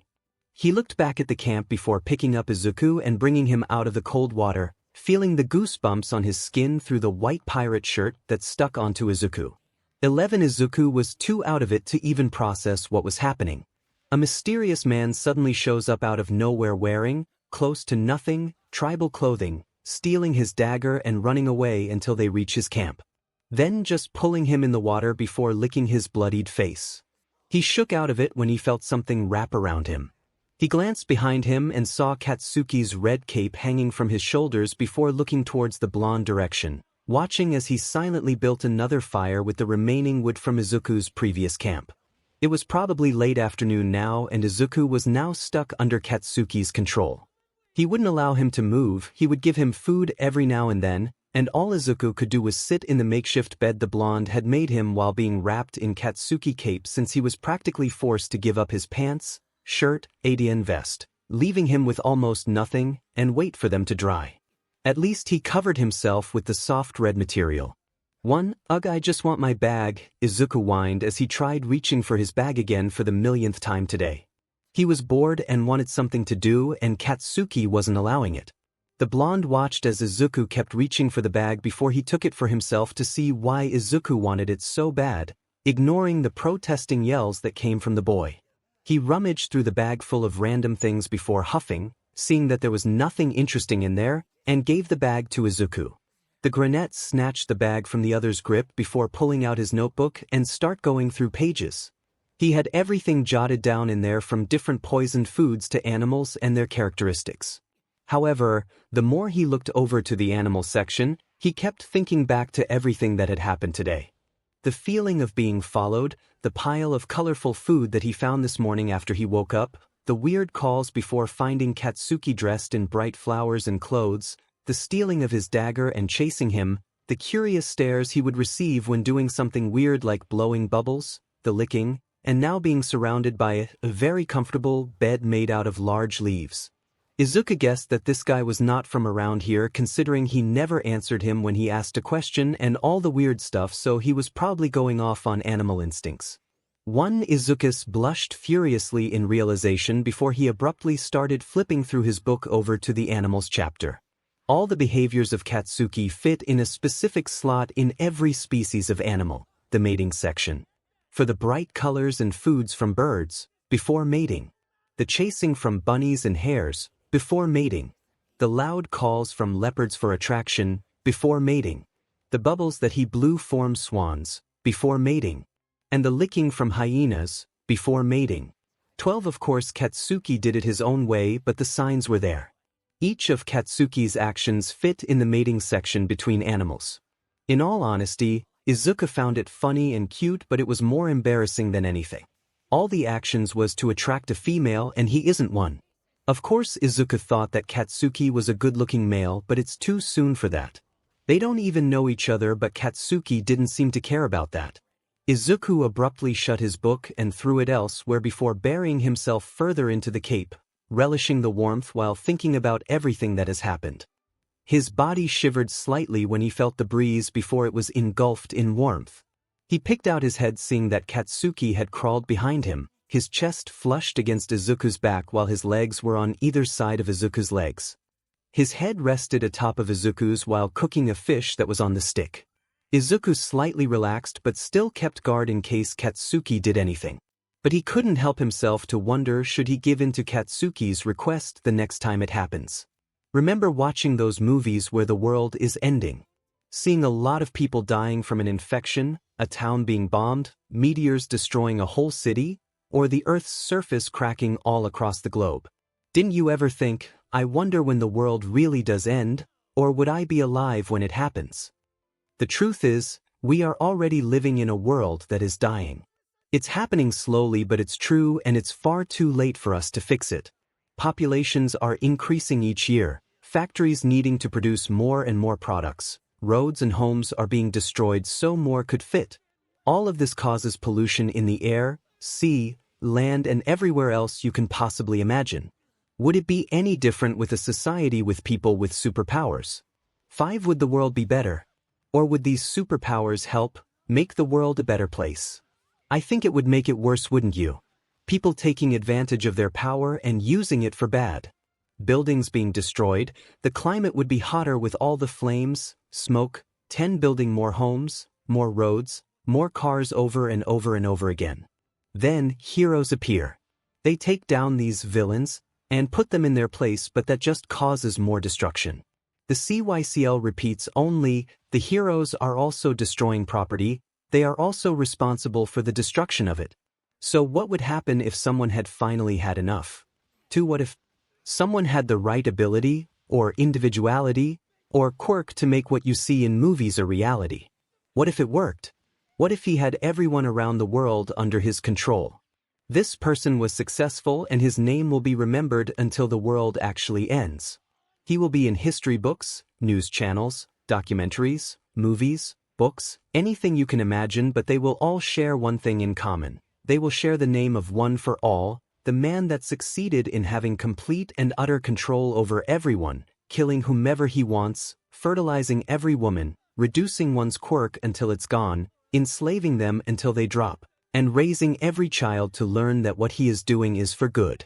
5. And this leads us to today, with a total of a couple million people remaining, with the rest of the population killed in the last 20 years of this happening, leaving the rest out to die inside an inescapable terrain full of dungeons with a few 100,000 people in each simply living their lives. But there was a pair in particular in that group that have stayed together through everything and still had little hope left. Good morning, Kakin. A Granette yawned as he was startled awake by the blaring alarm from above them. Izuku Midoriya. A kid that was always energetic and full of emotion. He was 17 years of age and his best friend was 𝗧𝗵𝐿. He was also energetic and full of emotion, but he was mostly filled with anger and more anger.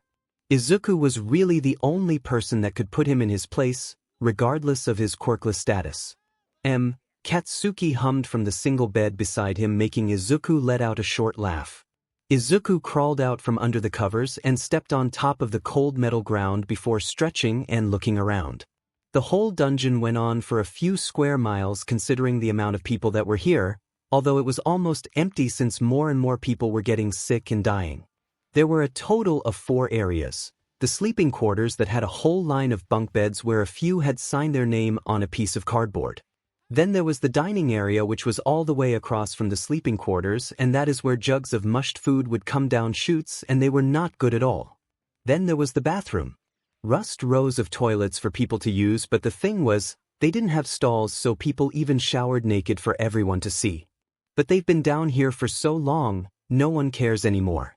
The last is an area dedicated to books for people to read, if they have learned.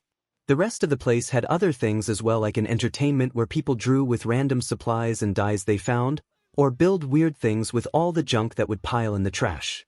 There were also a few builders, sewers, and medical people that help around people in need. If someone is going to live, better make the best of it. 𝗧𝗂𝐾𝐽 stood up on his 2 feet and slipped on a pair of hand-made socks. 𝗧𝗂𝐾𝐽 looked over 𝗧𝗪𝐾�'s bed and noticed that the blonde had fallen back asleep. He smiled before grabbing his blanket and covering him with it. They may not be the best of buds, but they agreed to stick together through this, regardless of their multiple arguments. "Can't you two just get together already?" A tired female voice asked from behind him, making 𝗧𝗂𝐾 blush furiously and turn around with an embarrassed pout, glaring at Uraraka. She and 𝗧𝗂𝐾 had met a few years back and became friends pretty easily. She was chirpy and sometimes spoke like she placed exclamation point in almost every word that flew from her mouth. However, 𝗧𝗂𝐾 noticed that she was looking more and more tired every day that passed. It's not like that. Our relationship is strictly platonic, 𝗧𝗂𝐾 argued, but happy that Uraraka was lifting the mood for the first time in a while. "But you two have known each other for forever," she whined before flopping back onto her bed and falling back asleep. Uraraka left Midoriya alone. "He's never going to agree with you no matter how right you are." Another voice was heard from above the Katsuki bed, making 𝗧𝗂𝐾 gasp playfully. Would you guys shut up?" Katsuki's voice was loud but muffled from being snuggled up under the blankets. "And I'm going to go get breakfast. Wanna come, Yura?" Kirishima asked as he ruffled his spiked red-dyed hair to try and get it to stand, only for it to flop back down. "Yeah," Uraraka said as she hopped down the top bunk bed, her brush in hand as she brushed through her snarls from her bedhead. The two left, leaving 𝗧𝗂𝐾 and Katsuki alone, but something was bugging 𝗧𝗂𝐾. "I know that face, Deku, so spit it out," Katsuki shot at him as he watched 𝗧𝗂𝐾 sit on the bed, a thinking face plastered on his features. 𝗧𝗂𝐾 looked back at the blonde and gave a smile before waving it off. "Wanna go get some food with me?" 𝗧𝗂𝐾 asked as he got up from the bed. "As much as I hate whatever the F that BSTRD is giving us, I'm starving and I'll eat about anything right now." Katsuki grumbled as he threw the blankets over and got up. 𝗧𝗂𝐾 nodded and proceeded to make his bed while Katsuki did some of his morning exercises and occasionally let his quirk emit from his hands before groaning in pain from the small cramps in his hand. "Kaken, you know that you aren't supposed to use your quirk," 𝗧𝗂𝐾 mumbled as he finished fixing up his area and grabbing his backpack and starting to follow Katsuki where breakfast is serving. Katsuki stayed silent. Of course he knew that, but he didn't want to give up yet. His hope was slowly dying, sure, but that didn't mean that he wanted to completely give up everything. He knew that one day he would be able to actually see for himself what the sun was, what animals looked like, how the air smelt. He was going to make sure that he was going to get out of this hellhole, and he was going to bring whoever wanted to come with him. But if he said anything about wanting to escape, it was just going to lead another argument between the two, and he was not in the mood, so they just continued walking, but something was off and both teens could feel it. "What's going on?" Katsuki mumbled as he pushed through the large crowd of people who were murmuring to each other. "Where is it? It's not there. Do you think it's a glitch? 20 years of this SHT and there's a glitch. How's that even possible?" 𝗧𝗂𝐾 tapped on someone's shoulder and smiled sweetly at them before asking them what exactly was going on. "Food hasn't come down," they said to him before turning back around. "Knew it," 𝗧𝗂𝐾 mumbled before grabbing hold of Katsuki and dragging him away from the crowd and back to the beds. "F is up with you," Katsuki said as he stumbled through the crowd, trying to maneuver through them and try to follow the ruined yellow backpack and head of green hair. Once they were out of the way, 𝗧𝗂𝐾 let go of the blonde's shirt but continued to walk back, ignoring the shouting coming from Katsuki. Once he reached the sleeping quarters, he went all the way to the corner, before throwing his backpack onto Katsuki's bed. He quickly pulled off his and Katsuki covers and started tucking them in the bunk bed above until the whole bed was covered. "Will you tell me the F has gotten into you?" Katsuki growled as he watched 𝗧𝗂𝐾 build some sort of fort. 𝗧𝗂𝐾 didn't say anything and pulled on one side of the blanket and looked at Katsuki dead in the eyes. "Please go inside. I'll explain everything," 𝗧𝗂𝐾 said as he motioned for Katsuki to go. "Inside." Katsuki sighed and went inside before making himself comfortable at the end of the bed. Izuku crawled in shortly after and closed the covers and started digging inside his backpack. Today was the first time that the breakfast bell did not ring. Last week, it was off by a full minute, and before that it was off by 46 seconds, and the cycle goes on. As the minutes and seconds go up, food and resources go down. Pipes are clogging and showers are not running at full force anymore. But they still work and water still runs. However, this was the first time that food has actually not come at all down those chutes, and this is the last of my resources, Izuku finished as he pulled out a bottle filled with food along with a few granola bars and other snacks that rarely come down the food chutes, making Katsuki stare at Izuku. So you're saying what exactly? Katsuki huffed. Izuku gave Katsuki the bottle of food and one of the snake. One, eat first, Izuku stated as he stuffed the other things in his bag. Katsuki stared at the plastic water bottle filled with the food before looking back at Izuku. I'm not eating what's yours and I'm not hungry, Katsuki stated as he handed back the food only for Izuku to place his hands on Katsuki's and push them back with a smile. I know you're lying and don't worry about me, I've still got some food, Izuku said, trying to convince the blonde. After a little while, Katsuki decided that he would drink half of the bottle of weird soup and give the rest to Izuku, but he wanted answers. So what we know about these dungeons is that there are more out there around us. They have pipes, burning trash chutes, food chutes, and wiring for the lights above us to work. Those are completely fine, so that tells me that the food and trash chute are not delivered to us by a main building but delivered by hand, Izuku stated as he got out his notebook and turned to a random page. I've taken notes of all the imperfections of this place from early morning to late at night and what happens at night. The trash chutes are lit up and the jugs are taken back, and if not there then we get less food, but I still don't get where you're going with this, Katsuki finished as he took one last drink of the disgusting soup before handing the bottle to Izuku while shivering at the gross taste. I'm saying that if by the end of tonight, the trash chutes don't light up, we just might have a possibility to get out of here, Izuku said slowly.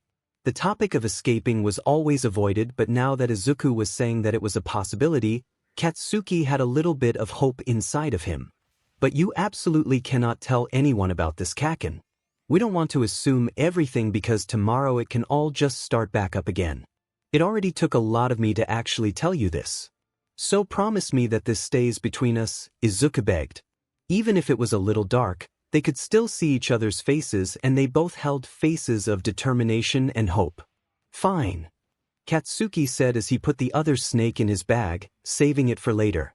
Izuku did the same with the 3/4 filled bottle of the food and placed it in a cutout pocket where he had put all his stored food in there. Let's get cleaned up in the showers. Do you have any empty containers?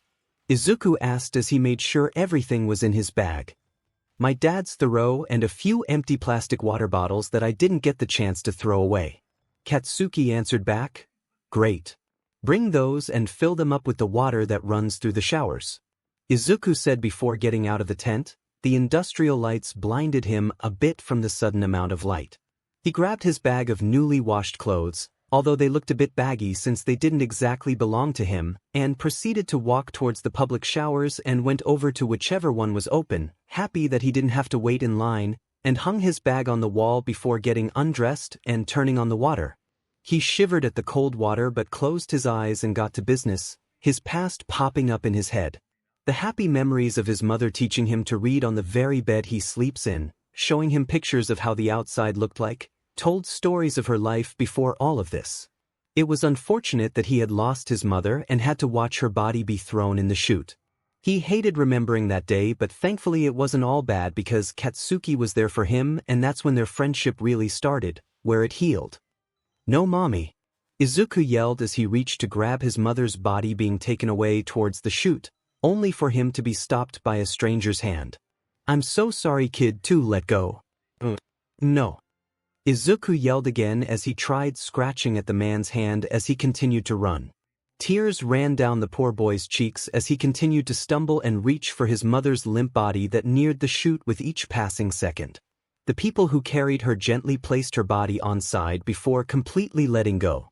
Izuku stilled for a few seconds as he could hear the swish of his mother's corpse sliding down. Before giving up and falling limp on the floor, sobbing on the floor, ignoring the apologies that came from the people around them, yelling at them as they tried touching him, until they would just leave him alone to mourn. He stayed there, rocking back and forth with red eyes and puffy cheeks as he simply stared at the chute, feeling the eyes of people on him as they looked at him in sadness. "Come on, 𝗧𝗵𝗲." 𝗧𝗵𝗲 sniffed in response at the familiar voice before he felt his whole body being hugged from the side, the spiky blonde hair tickling his ear. His emotions got the better of him and tears streamed down his face again as he hugged the one person he's known his whole childhood, Katsuki. He was only 6 at the time and he had lost his mother for unknown reasons, and Katsuki was there for him, mending their bond in the process, but 𝗧𝗵𝗲 never got to hear his name come out of the blonde's mouth ever again.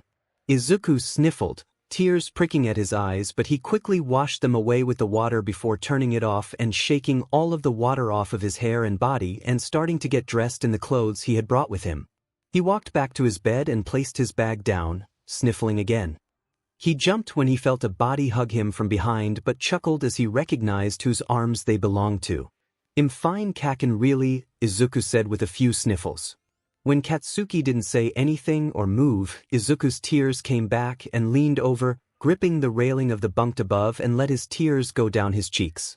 "I miss her so much, Kaken," 𝗧𝗵𝗲 said between sobs, his voice cracking.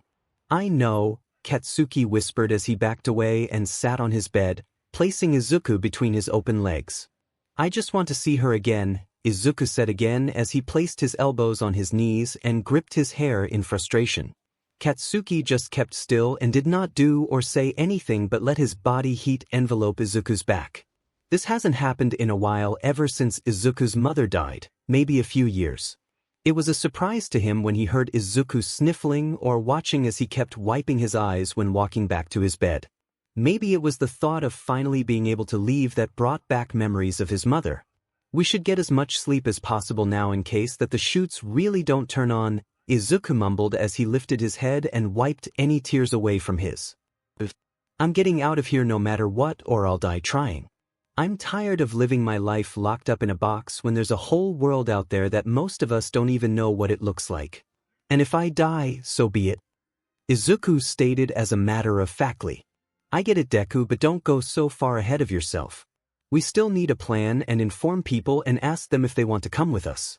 But you have to remember that All for One is still out there. I don't know how or where, but he's there. He is the reason dash. Then we took him down," 𝗧𝗵𝗲 interrupted as he shot up from his spot, away from between Katsuki's legs and arms. "1. We're all living in individual groups. No one here has the motivation for the strength to even talk or interact with one another. But look now," 𝗧𝗵𝗲 said as he pointed at the crowd of people still talking. "This is the loudest this dungeon has ever been, and they are all scared. We all are. That brings fear to us, and that's exactly what that BSTRD wants. He wants us to fear for our lives, waiting for him to give us food and water. But what if we do the opposite? What if we go towards the wait, aid in fear for what's coming instead of fearing what might not come? We can all work together and take him down. We still have our quirks. We still live. We're young. I say that tonight, after 10:30, when the chutes are supposed to turn on, and if they don't, then I'm going to pass along that a team of people, led by me, is going to get out of this hell hole," 𝗧𝗵𝗲 stated proudly before looking at Katsuki. "And you coming with is completely your choice. I won't force you, and I will most definitely not hold a grudge on your answer," 𝗧𝗵𝗲 said again as he smiled sweetly at Katsuki, who was seated on the bed. Katsuki processed 𝗧𝗵𝗲's words and part of his plan before sighing. "F it. Let's do it." And so, the two of them went over 𝗧𝗵𝗲's plan before deciding that sleeping was the best option if they were going to get out later tonight, and it was a plus when the dinner bell didn't ring either, meaning that there was a high chance that the fire from below them might not even light up.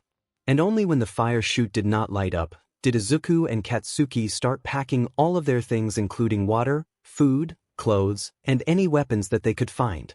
Katsuki having his mother's dagger and 𝗧𝗵𝗲 a blade he had made out of tins of metal cans that formed into a nice thick, sharp blade with tape wrapping around the handle.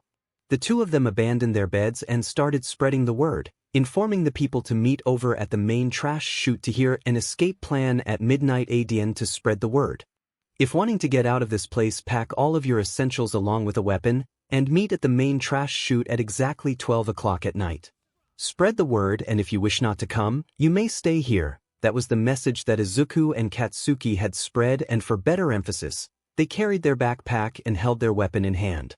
A few scoffed while others did not agree, but there were a lot of teenagers and young adults that had agreed to come. Nervous?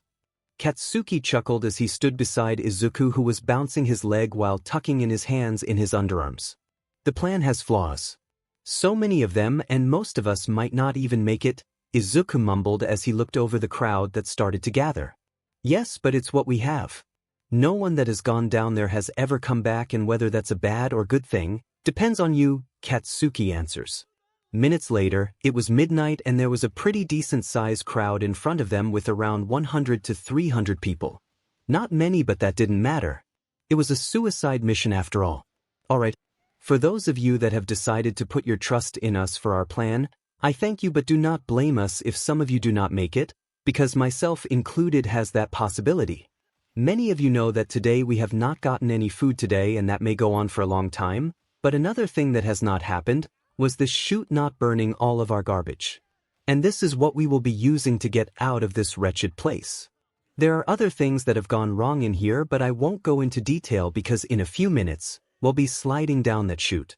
Izuku shouted at the crowd before Katsuki cut in. And if you don't want to come, get out of here now and continue to live your miserable lives, the blonde shouted as he pointed at the crowd. Once the crowd stayed put, Izuku continued.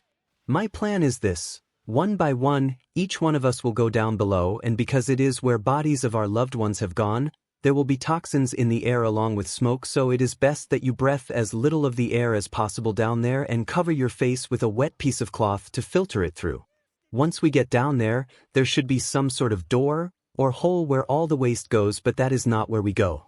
We will be looking for a door where people are able to come in and out to fix anything that has gone wrong down there, so definitely be ready to see some enemies down there. It's certain that we will meet a few people down there, but we'll have the advantage of a surprise attack in numbers. Our quirks may have become weak, but that does not mean that they are still not there, so please do warm up your quirk in the meantime. Izuku stated as he looked at Katsuki, nodding for him to warm up his hands and allow small pops to emit from them. From there, we follow any potential signs and be ready to attack. So formations, stealth-related quirks go to my left, fire following with ice, mutations, quirkless water, air/gases, after, and then the rest of you down the line. Now myself, Izuku Midoriya, a quirkless being, and my partner, Katsuki Bakugo, a fire-related quirk, will come in each group and pick who comes to the front with us, unless you already chose yourselves. Izuku looked over to Katsuki and let him take the left while he took the right. Izuku ended up choosing Kirishima and Uraraka, for obvious reasons, and Shoto Todoroki, Tenya Ida, and Denki Kaminari, while Katsuki had gathered Koyokajiro, Toru Hagakure, Mina Ishido, and Hantasiro. The group then proceed to go to the front, Izuku and Katsuki telling them that they would be leading behind them, informing what is going on to the rest. Izuku then turned to Katsuki and nodded.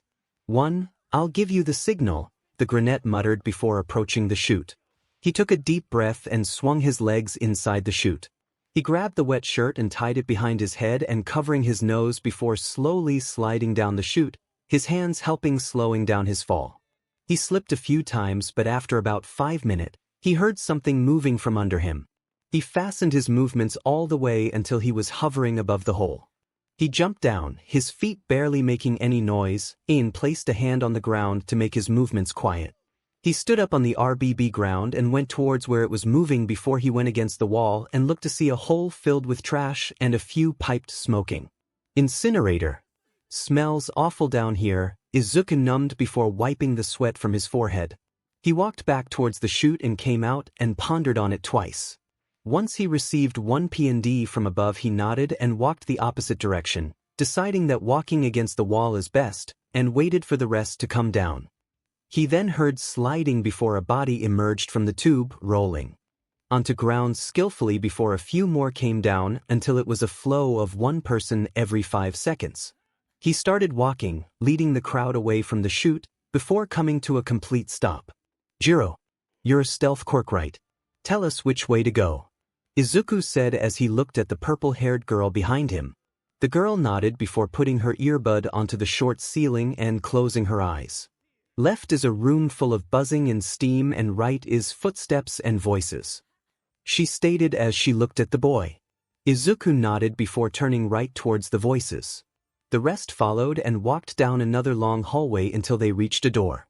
Izuku turned around to see Katsuki pushing through the crowd until he reached Izuku. How many people stayed up there? Izuku questioned, his voice muffled from his shirt.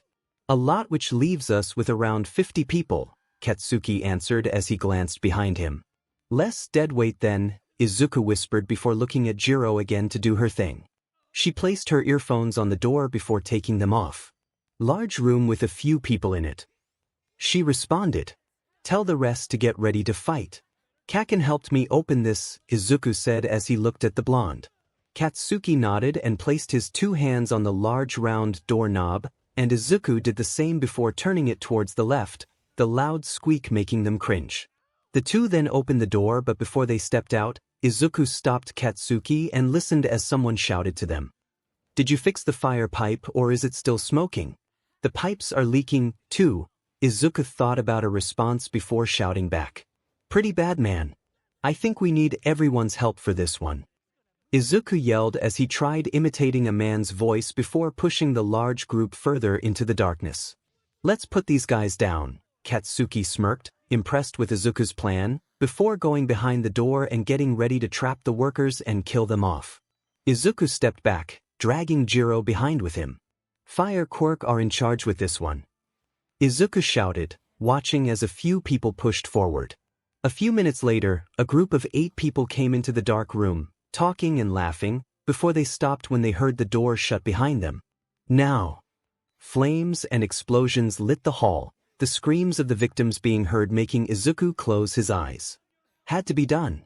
They've killed too many people. Water or ice quirk put out the fire for the rest. Katsuki's voice sounded through the hallways before opening the door to fan out the smoke and get out, a few people following and looked around. The room was big, but he could also see a large staircase leading to another door. Let's go, Katsuki yelled as he made his way towards the stairs and start climbing them, adrenaline starting to run through his system. He looked behind him and noticed Izuku closing the door and locking it before hitting a few buttons on the control panel on the bottom of the stairway before glancing around and ushering everyone to go up the stairs and following them. Katsuki ratcheted the door and peeked through the window, noticing another long hallway with multiple doors on each side. Half and half, Pinky and Kirishima go in and check if someone is in any of the rooms and take me out. Another girl is with Deku, Katsuki said as he pointed at the 3 in front of him before opening the door and following behind, looking through each room, but no one was there. It was just some pipes with water leaking out. Something is definitely off here, Katsuki said as he looked at the next room only to see the same thing. Each of them are leaking, but no workers to fix it either. They were more worried about the fire rather than the water, Mina said as she walked back towards the group. Do you think that maybe did they do that on purpose? Making the pipes leak? Kirishima said back. No idea, but I don't want to stick around to find out, Katsuki said as he went back out the door and waved for the others to go inside before leading them down the wide hallway. Just as they were about to reach the door, more people flooded inside from the back where they had come from and started shooting at the group. Katsuki went wide-eyed. Deku was back there. Activate your quirks. Everyone! Katsuki shouted and he lit the palms of his hands and blasted his way towards the front, yelling as he landed and started blasting as all the people that were shooting at them, noticing that they were all shooting from holes on their fingers. The whole hallway was filled with noise, heat, cold, water, and smoke along with screams, grunts and yelling. Only when there were a few of those people left did he start baking away into the crowd, still shooting out his quirk, grunting and wincing as his hand cramped, before he completely turned around and looked through the crowd to see if he could see the grenade. All taken care of. Someone shouted as the quirks died before the fire was put out. He searched through the crowd but failed to find the grenade once he reached the end. He cursed as he went back to the front to see if he could see Izuku somewhere, possibly anywhere but on the floor with BLD around him. Kaken! Izuku's voice was heard through the crowd. Katsuki followed before he found himself back to the front, but everything was burned with dead bodies lying on the floor from both the enemy and his group. He looked around until he saw Izuku wrap something around his arm and tie it with a pained grunt before releasing a shaky breath. Izuku looked up and smiled as he saw Katsuki there before it fell when he saw the blood splattered on his shirt. He panicked as he approached him and checking if Katsuki was okay. "Were you hurt? Where are you bleeding? Do you need dash? I'm fine Deku, now let's go," Katsuki answered before leading Izuku towards the front and continuing to lead the remaining group of people out the door, and as soon as they did, it felt different, like they could feel that they were almost there. Katsuki and Izuku walked up the slanted floor until they turned another corner and walked up a flight of stairs. "Dash," Izuku said painfully as he gripped his biceps and slowed down a little, his wet cloth falling off his nose. Katsuki heard it and stopped before grabbing hold of Izuku's good arm and pulled him while taking off his own face covering. "Come on, Deku was almost there," Katsuki said as he dragged him up the stairs, the rest a few steps behind them. They busted through the doors of the last floor and were welcomed by a simple long, wide hallway, with big metal doors at the end of them. Katsuki and Izuku quickly made their way there until they reached a control panel. "Just beyond those doors," Izuku stated as he looked at the metal doors before looking down at the multiple buttons. "Almost there," Katsuki said as he looked at the doors before looking at Izuku and huffing in exhaustion. Izuku looked down before his vision went over to the big red button on the side. He moved his hand to grab Katsuki's and let their hands hover above the button and looking at Katsuki with a smile and a few puffs of his own. Katsuki gave one back before focusing his vision back on their hands and lowering them and pressing the button. The whole room silenced from any noise and backed away as they heard metal clicking and clunking filling the whole room before the two thick metal doors started opening, light starting to seep through the two cracks. Everyone squinted her eyes at the sudden light, expecting it to be dark, and waited until the doors opened all the way with a loud boom. Everyone stepped forward and went outside, their arms covering their faces to block the sun. Izuku and Katsuki watched as the crowd disappeared into the light that seeped through the room until they couldn't see anyone. Izuku let go of Katsuki's hand and made his way out of the doors. He covered his eyes and looked away from the sun, but when it hit his skin he could feel how it was warm. He continued walking forward, his feet now walking on soft ground, making Izuku look down and saw that he was standing on grass. Something that he could only see in books. He dropped down on his knees as he went to go touch the natural material. His hands ran through the green, feeling the dirt that the grass grew from instead of cold metal. He looked up and saw a vast valley of grass, flowers, and trees. He looked more and saw the blue sky with the sun shining bright on his face, the clouds moving ever so slowly, the fresh air occupying his nose, and his vision fixated on the view as tears brimmed his eyes, but this time, they were happy tears. Something he never thought would happen. "We did it, Mom, we made it outside," Izuku said as his backpack fell from his shoulders. It was so different being outside. There were no walls, no ceilings, no metal, it wasn't cold, and there was a whole world out there just ready to be repopulated and lived upon. Everything was so new, and it was the complete opposite. His eyes were surrounded by vibrant colors instead of the same gray and black metals and the dull colors of clothes. The only thing Izuku has ever seen being vibrant were people's quirks and the appealing paintings on the metal walls made from different people. Izuku's vision shifted from behind him as he remembered about Katsuki. He looked behind him and saw Katsuki standing a few feet away from him, in a relaxed stance with his hands in his pockets and his bag next to him. Izuku's eyes immediately met Katsuki's until he saw a smile tug at Katsuki's lips, making Izuku tear up and smile back before getting up from off the floor and run towards Katsuki and wrap his arms around him. Katsuki spun them around as he hugged Izuku back, tears of his own coming to his eyes as his arms were tightly wrapped around Izuku's torso. Izuku sobbed in pure happiness as he laughed along with Katsuki. "We did it, Kaken. We did it," Izuku yelled between hiccups with more laughs. "And it's all thanks to you," Katsuki complimented back as he set Izuku down with another chuckle. "I could have never done it without you." "Without any of them," Izuku stated as he pulled his head away and looked at the crowd from beside them. He smiled as he saw them having their moment, laughing and chatting happily as they pointed around in excitement. Izuku. Izuku immediately looked at Katsuki from the name, but before anything else happened, Katsuki's lips connected with Izuku's. Izuku was wide-eyed for a split second before relaxing and closing his eyes and leaning into the touch. He went on the tips of his toes as their bodies were pressed together, Katsuki's arms around Izuku's chest and Izuku's arms around the blonde's neck. Katsuki slightly pulled Izuku up from off his feet, their arms tightening around them as they kissed sweetly. More tears streamed down Izuku's cheeks as memories flashed through his mind. His mother read to him, Katsuki being there for Izuku when she passed, his plan of escape, the lives that were lost a few minutes prior, and all led to right now. Katsuki disconnected their lips with a loud breathy laugh, Izuku soon following as their head connected. They breathed in the fresh air, enjoying the moment before Katsuki placed Izuku back down and opening his eyes to see Izuku already looking at him. Plus, let's go get that 𝗧𝗪, Katsuki breathed out with a smirk making Izuku chuckle. Let's get the life we deserve back. 7. Alright students. We are going to introduce ourselves by giving your name and your quirk. The teacher said as he sat down in his chair. We'll start from the front and work our way to the front. He spoke as he looked at the front row and nodded his head to the girl that sat in front. 5. I'm Toru Hagakure. I'm invisible. 5. Mezu Shoji and my quirk is dupli arms. 1. Mashireo Ojiro. Tail. 8. Yuga Aoyama and my quirk is a laser. The sparkliest thing you'll ever see. 6. Mina Ishido. Acid quirk. 4. Denki Kaminari with electrification type quirk. 2. Kyukagyre. Earphone jack. 1. Bakugo Katsuki explosion. 2. Izuku Midoriya.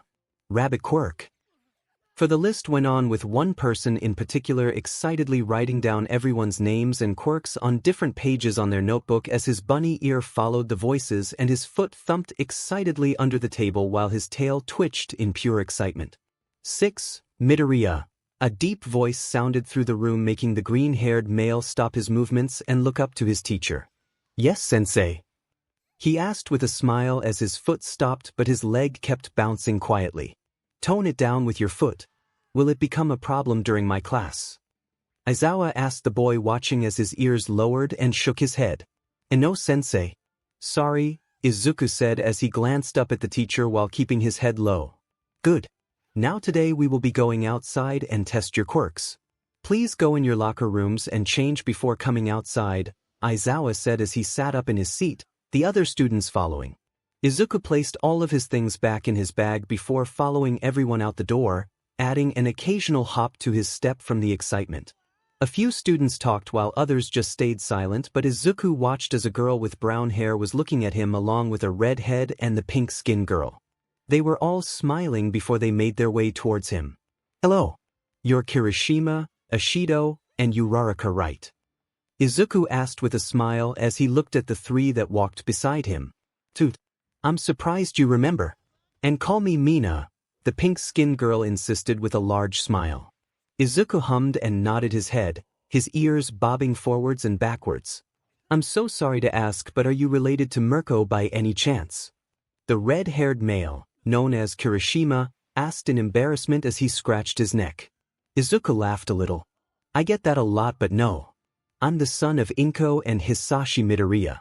Izuku chirped. No one cares, nerd, an annoyed voice called from ahead of him making Izuku lower his ears a little, his smile faltering ever so slightly. Sorry, Kaken, Izuku mumbled. Do you two know each other? Uraraka curiously asked. Izuku's immediately perk up with a wide smile on his face as they continued walking down the hall. Yeah. We've known each other since childhood.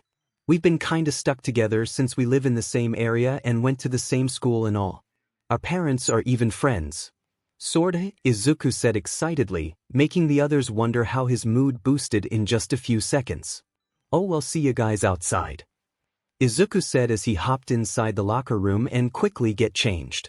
You would imagine that maybe Izuku would have larger feet, but it's the complete opposite. He actually has smaller feet than the normal, which is a bummer, so he has to wear a specific support item for them and it kind of matches the one Mirko uses. 3. Can you do that?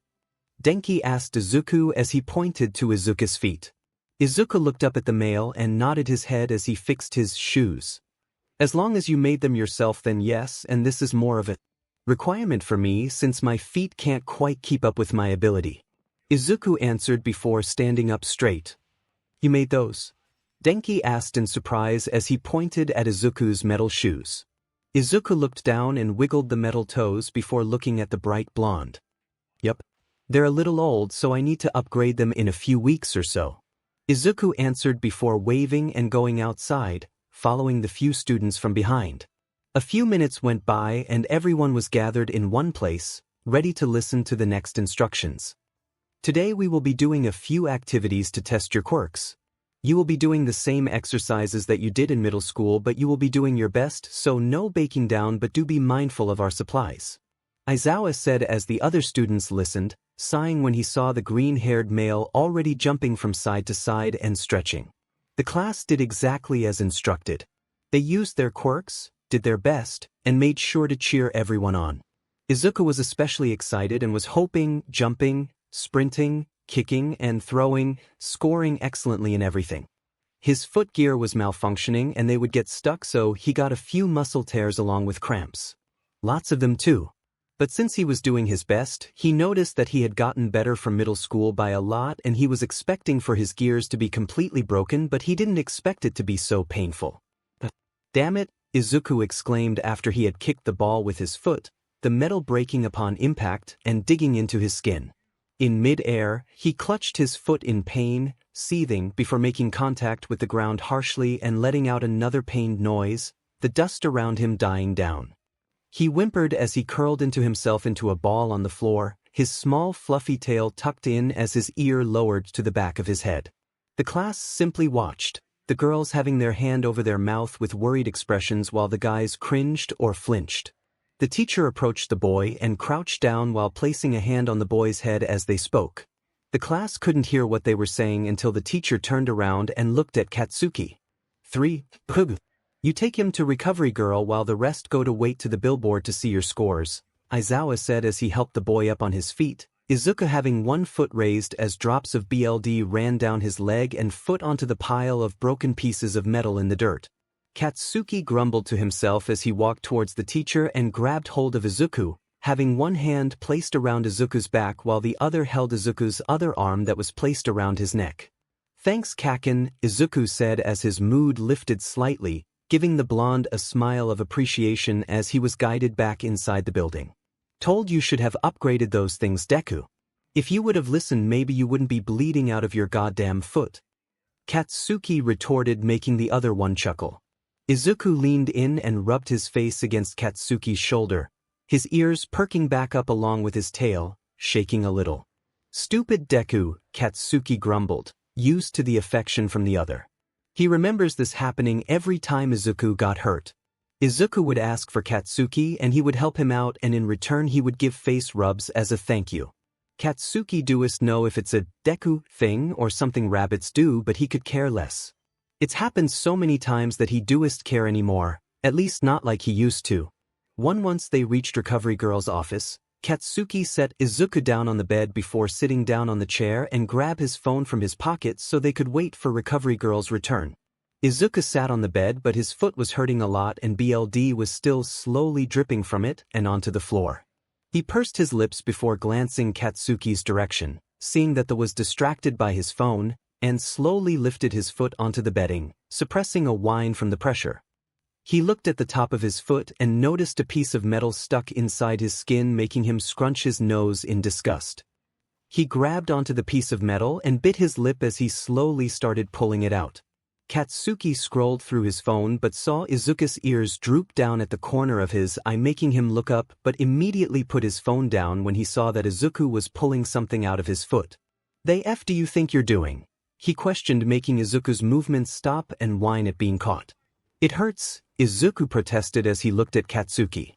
Before the blonde could say anything, Recovery Girl came inside the clinic and smiled at the newcomers. "Who do we have here?" she questioned as she closed the door before looking at Izuku's bleeding foot. "Oh dear. Let's get that cleaned up for ya," she said as she grabbed a small kit and some bandages. Izuku perked up and sat back and let the Recovery Girl do her thing. He watched as she grabbed tweezers and pulled the metal out of his foot before dabbing alcohol on it. Izuku jumped at the burn and coldness, the fur on his ears standing on end along with the tail. "Wuss?" Katsuki muttered with a smirk, Izuku's ear twitching his direction before Izuku glared at him with a pout on his face. "All done. You can take the bandage off later tonight," Recovery Girl said as she stepped back with a smile, Izuku returning one immediately.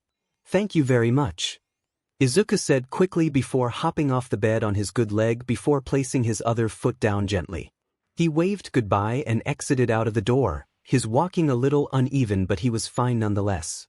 Katsuki trailed behind, rolling his eyes as Izuku happily skipped ahead of him, his pointed green tail bouncing up and down along with his bunny ears. Shortly after, the two reached their class and sat down in their seats to wait for the rest to come in. Izuku of course grabbed his notebook and started sketching everyone in his class and writing down information again, his foot starting to thump against the floor again as he concentrated on his task. Katsuki was just listening to Izuku's muttering and thumping since he had nothing better to do and he could learn a thing or two from it even though he didn't really want to. He knew more about his classmates and their quirks while also trying to find a beat to Izuku's thumps and creating different tunes in his head before the door opened and the class piled in. "Midoriya, are you okay, dude?" Kirishima's voice called along with a few others as they came to his table, startling Izuku in the process. "Oh yeah, I'm fine. Recovery Girl got it all healed up for me," Izuku said with a smile. "Me and Kaken were waiting for you guys." Izuku added a few nods to their heads. "Oh, Kachachan, were you waiting for us?" Denki teased the other blonde, making Izuku's ears twitch in the process as Katsuki grumbled. "Shut it, dunce face," Katsuki retorted, making the other sigh and sit down on Katsuki's desk, receiving yells from the other as other people crowded their desk and chatted. The rest of the day went by pretty quickly and they were instructed to go back to the dorms, informing that their belongings would be inside in their designated rooms but they had to set it up themselves. The students were excited and a few raced their way there with Ida asking them not to, but they didn't listen and ran down the hills all the way to the gate with the competitors being Izuku, Denki, Katsuki, Kirishima, 𝗧𝗏, and Mina. Izuku hopped. Denki and Kirishima ran. 𝗧𝗏 used his tape while Mina skidded down the grass with her acid. "1, that was fun." Mina cheered as she came in first with Katsuki following behind. "2, very much so," Izuku said as he hopped one last time before running a lap to slow himself down a little before sitting down on the steps in front of their building painting excitedly as his heartbeat was erratic. 1. The rest of the class soon joined and all entered together, amazed at how big it was. Everyone should probably go get their rooms ready and the first one done started the cooking, which also means that they get to pick what to eat and then others help out as well as they come down, Momo suggested, making everyone agree and do what Aizawa instructed. The girls were on one side of the building while the boys were on the other and each building had a set of 4 rooms per floor with everyone's names on them. Everyone went inside their room and organized their things, unpacked, contacted their parents, made their room comfortable, before retreating back downstairs. The first to be done were Shoji and Ojiro and they were cooking miso soup, considering there was limited amount of groceries in the fridge, but everyone helped out and ate at the table, with Izuku deciding to eat some salad instead before cuddling up on the couch and lay there for a little. "Where'd Midoriya go? I thought I saw him a few minutes ago," Kirishima stated as he looked around the kitchen. "Probably on the couch resting. He let out a lot of energy today," Katsuki said nonchalantly as he washed his dish. "Why does that sound so weird? Everyone let out energy today," Denki commented from beside the blonde as he huffed. "I don't know if you're blind, but Deku is a rabbit. And since he's more of a hybrid, he's also been known to be a half-breed between a Dutch rabbit and a tan rabbi, which are both energetic breeds, so naturally, for some unknown reason, Deku is energetic," Katsuki answered, thinking back to the fun times he and Izuku would do research on his type of breed before he got a BLD test to verify it. But this was when they were very young, so he doesn't know if it changed or not. "I want to pet him now," Denki whined as he threw his head back. All the rabbit talk was making him yearn for petting one. Katsuki turned around and glared at the other. "1, don't treat Deku like he's some animal. He's a person, so ask permission first if you're going to do that," Katsuki stated as he pointed at Denki before walking away. Denki understood, along with Kirishima, and walked into the commons and jumped over the couch, startling Izuku in the process and making his ears shoot up and his tail and ear fur stand on end along with goosebumps. "Oh, sorry man. We were just talking about you," Denki apologized as he scratched his neck. Izuku smiled tiredly and nodded his head before stretching and sitting down on the couch properly, watching as some others came into the commons as well. "Oh, what were you talking about?" Izuku asked as he crouched down on the floor, seeing it to be more comfortable for him for now. Denki laughed nervously as Kirishima sat next to the blonde. "Bakugo was telling us about your rabbit traits and all that, but then he got all mad when I said that I wanted top pet white, and I know that sounds super wrong and weird and I'm really sorry for dash." Denki was interrupted by Izuku's laughs, relieving him a bit. "It's okay, Kaminari," Izuku said sheepishly as he continued laughing before putting his head down to show his ears. "Just don't bend them please," Izuku asked with a small blush. I mean, it was his first day of school and people were already making comments about his ears. Denki lit up as he was given permission and immediately positioned himself behind Izuku and placed his hands on top of Izuku's head, in between the ears, making them flop to each side of Izuku's head. "They're so soft," Denki commented as he touched them with his index finger, making them twitch away from the gentle touch. "Midori-kun?" Uraraka asked in a hesitant manner as she watched Denki touch Izuku's wars, and the brunette didn't seem like he noticed, just continuing to watch the movie that was put on. "Something wrong?" Izuku asked as he turned towards the brunette. "Denki's hand is dash," she said before pointing above his head. Izuku giggled a little at Uraraka's face, seeing that she was worried that Izuku might be uncomfortable with it.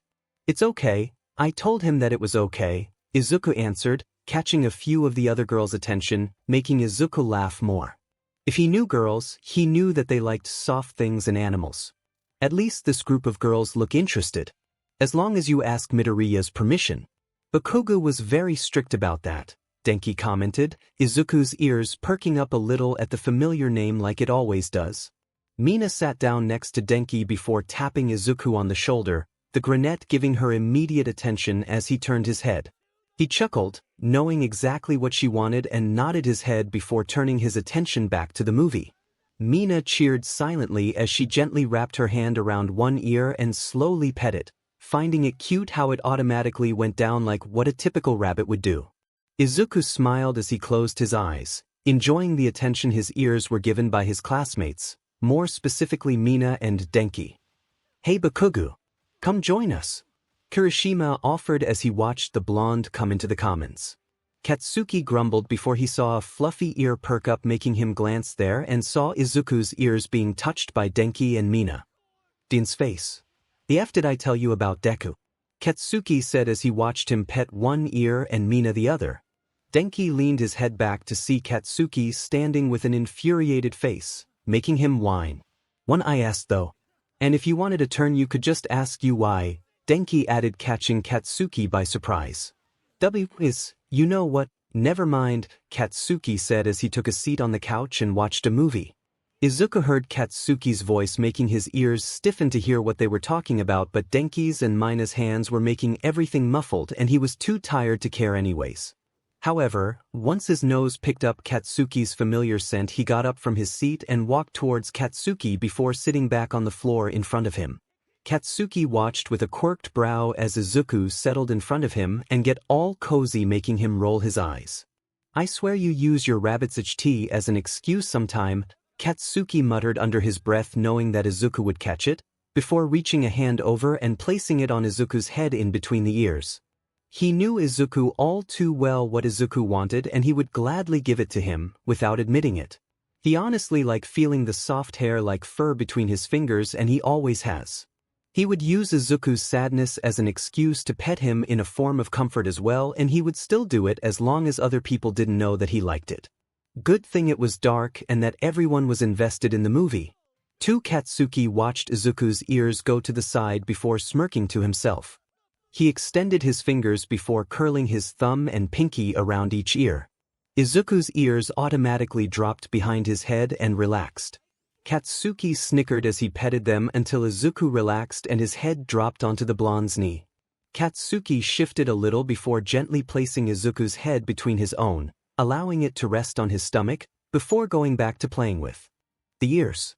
3. You two are pretty close, Kirishima said from next to Katsuki, making his head snap towards him and glare. Kirishima laughed a little before waving Katsuki off. 1. I mean, you two have known each other for all your lives, right? Kirishima says again, making Katsuki look back down at Izuku before paying attention to the movie. Well yeah.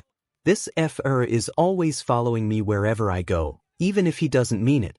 Same neighborhood, same park, same schools, and same classes won't leave me alone, Katsuki answered, making Kirishima tilt his head. You don't seem to mind though, Kirishima said, making Katsuki sigh. You try being stuck with the same person your whole life. You just get used to it after a while so you don't care anymore, Katsuki said with a shrug. Kirishima pursed his lips but decided to pay attention to the movie again, glancing at Mina, smiling. He and Mina have known each other for a while, and because of that, they've grown close, and Kirishima was sure that it was going to be the same with Izuku and Katsuki ate someday. Deku, a loud voice yelled from above two teens, making them sigh, knowing well who that voice came from. How can poor Midoriya deal with Bakugo? A bright blonde asked his black-haired friend as he leaned over the kitchen island. I have no idea, but he needs to chill out a little before Midoriya snaps, 𝗧𝗏 commented back as he grabbed some things from out the fridge with his name on it. Both then watched as Izuku came down the steps with a fairly frustrated face before making his way towards the other two. Hey guys, the brunette smiled, trying to forget about Katsuki for a little. Hey Midoriya. The other two answered with awkward grins, making Izuku groan while he plopped into the seat next to Denki. You guys heard, didn't you? Izuku asked tiredly, making the other two nod. He propped his head on one hand before reaching down his pocket to grab something but furrowed his brows when he couldn't find it. He panicked as he got up from off the chair and started frantically patting his body. You okay, man? 𝗧𝗏 questioned while eyeing Denki a little. No. I just had them. Izuku whispered to himself before bolting towards the stairs, leaving the two in the kitchen. Wanna go relax in my room? 𝗧𝗏 asked, making Denki smile and nod his head, hopping off the stool to follow his friend. Izuku was now walking down the hallway, his eyes wide and focused on the floor as he mumbled to himself. I was in my room, I came out, went upstairs to give Kirishima his notebook back, ran into Kaken, he yelled at me, then I took the stairs to go into the kitchen. Now I have to go backwards, so in my room, Izuku mumbled as he made his way up more stairs to go in his room. Once he was inside, he immediately shut his door and started searching everywhere. His closet, drawer, dresser, backpack, desk, secret compartment, under the bed, everywhere.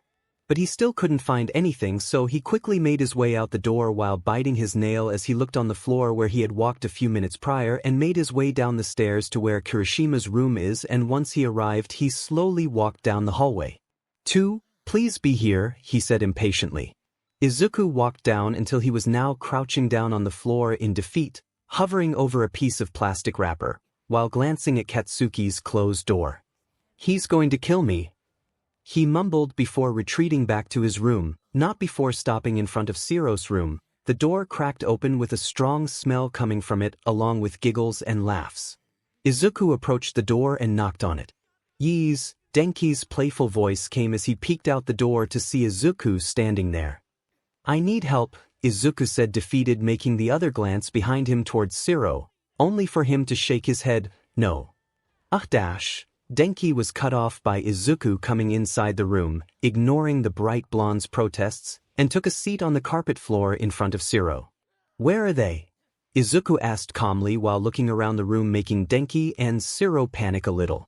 What are you talking about, man? Denki questioned innocently, making the brunette laugh a little. You guys are not subtle at all, you know. I can smell the weed and it's not exactly something you miss, Izuku said jokingly as he eyes the two. All you got us, man. Denki whined as he plopped down and laid his head on 𝗧𝗏's lap before reaching behind the black-haired male and grabbing a small baggie and tossing it to Izuku. What are you doing, Denki? 𝗧𝗏 exclaimed as he watched his bag of cookies get tossed over to Izuku. Denki waved his off with a slurred laugh. He was looking for Denki retorted as he watched 𝗧𝗂 take one out and bite into the cookie before placing it aside and relaxing on the bed behind him to wait for the effects to kick in. Finally, 𝗧𝗂 sighed blissfully as he closed his eyes and intertwined his hands on his lap. "I never expected you to be into this stuff, 𝗵𝗲," 𝗧𝗏 commented, his fingers playing with the blonde strand of hair of his friend. 𝗧𝗂 sighed again before looking back at 𝗧𝗏. "I'm not, but it's the only way where I can relax when my frustration is high as well as my anxiety. My notebooks help only a little and my mumbling isn't as distracting as I want it to be," 𝗧𝗂 said sheepishly, a small blush starting to form on his face. "Then wouldn't that mean that you have your own stash of some kind?" Denki asked as he sat up and scooted closer to 𝗧𝗂, placing his hands inside his crossed legs while leaning forward towards 𝗧𝗂. The brunette laughed a little as he looked at 𝗧𝗏 with a questioning look. "I don't know much about it, but isn't weed supposed to make you relax?" 𝗧𝗂 asked, ignoring Denki's question for the time being. "It is, but he prefers edibles," 𝗧𝗏 said nonchalantly as he looked over towards Denki, 𝗧𝗂 doing the same with a small grin. "I see," 𝗧𝗂 said before Denki whined from lack of attention, grabbing at 𝗧𝗂's shirt to make him look at him. "You never answered my question," Denki pouted as he laid down on 𝗧𝗂's lap. The brunette rolled his eyes before placing a hand on top of Denki's head of hair. "You're quite persistent," 𝗧𝗂 joked before giving a sigh. "Regarding my stash, I had some gummies in my pocket earlier today, but I guess they fell on the floor when I bumped into 𝐭𝐻𝐿. Not to mention that he might have taken them," 𝗧𝗂 said as he made his head fall backwards on the bed. "He's totally going to kill me when he finds out," he mumbled, making the others quirk a brow. "Katsuki, do you think he knows that they're edibles?" 𝗧𝗏 questioned as he took a seat next to 𝗧𝗂, who scoffed. "Know about them.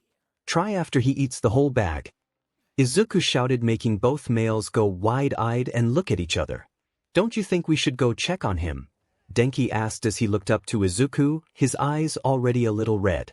The brunette sighed and nodded his head before getting up when Denki removed himself from his lap and all proceeded to leave 𝗧𝗏's dorm room. They slowly walked up the steps to reach Katsuki's floor, with Denki walking backwards while having a smile on his face.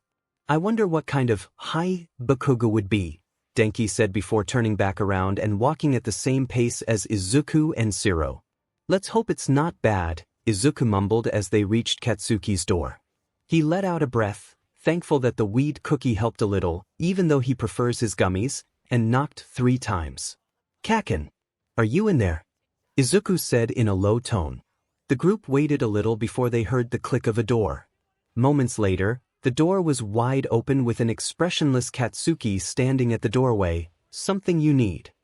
His voice was so smooth and gentle, making all 3 of them simply look at him. They didn't know if it was the drags inside their bodies to make it sound like that, or the drags inside Katsuki. Nonetheless, Denki was the one to gawk and basically throw himself at Katsuki with a happy smile. "𝐀𝐠𝐻, Denki giggled as he stuffed his face in Katsuki's chest. 𝗧𝗂 and 𝗧𝗏 watched Katsuki stumble back from Denki's jump but didn't say anything. He just took it and let Denki do whatever to him. He did look a little confused and off, making 𝗧𝗂 purse his lips. "He definitely ate some 𝐭𝐻𝐿. How many gummies did you eat?" 𝗧𝗂 asked, getting caught a little off guard when Katsuki looked at him calmly. The blonde hummed before shaking his head a little and going back inside his room, Denki smiling as he pointed at Katsuki while looking behind him at his other 2 friends. 𝗧𝗂 and 𝗧𝗏 hesitantly followed Katsuki inside before closing the door, Denki immediately going back to 𝗧𝗏 afterwards and dragging him over to the floor. 𝗧𝗂 simply looked around the room, not surprised at the arrangement, and smiled a little at the background music that came from the speaker. It wasn't loud, but it was high enough where you could hear. The room was also dark, the sun barely peeking through the curtains illuminating the room perfectly, and the soft snores that came from Denki. While he fell asleep quickly, 𝗧𝗂 laughed a little when seeing Denki sleep on top of 𝗧𝗏, finally feeling the effects fully kicking in his system. He took a seat at the edge of the bed and relaxed when he heard no complaints from the blonde before looking at 𝗧𝗏, who was sitting up against the wall with Denki on his lap, straddling him and hugging his whole being.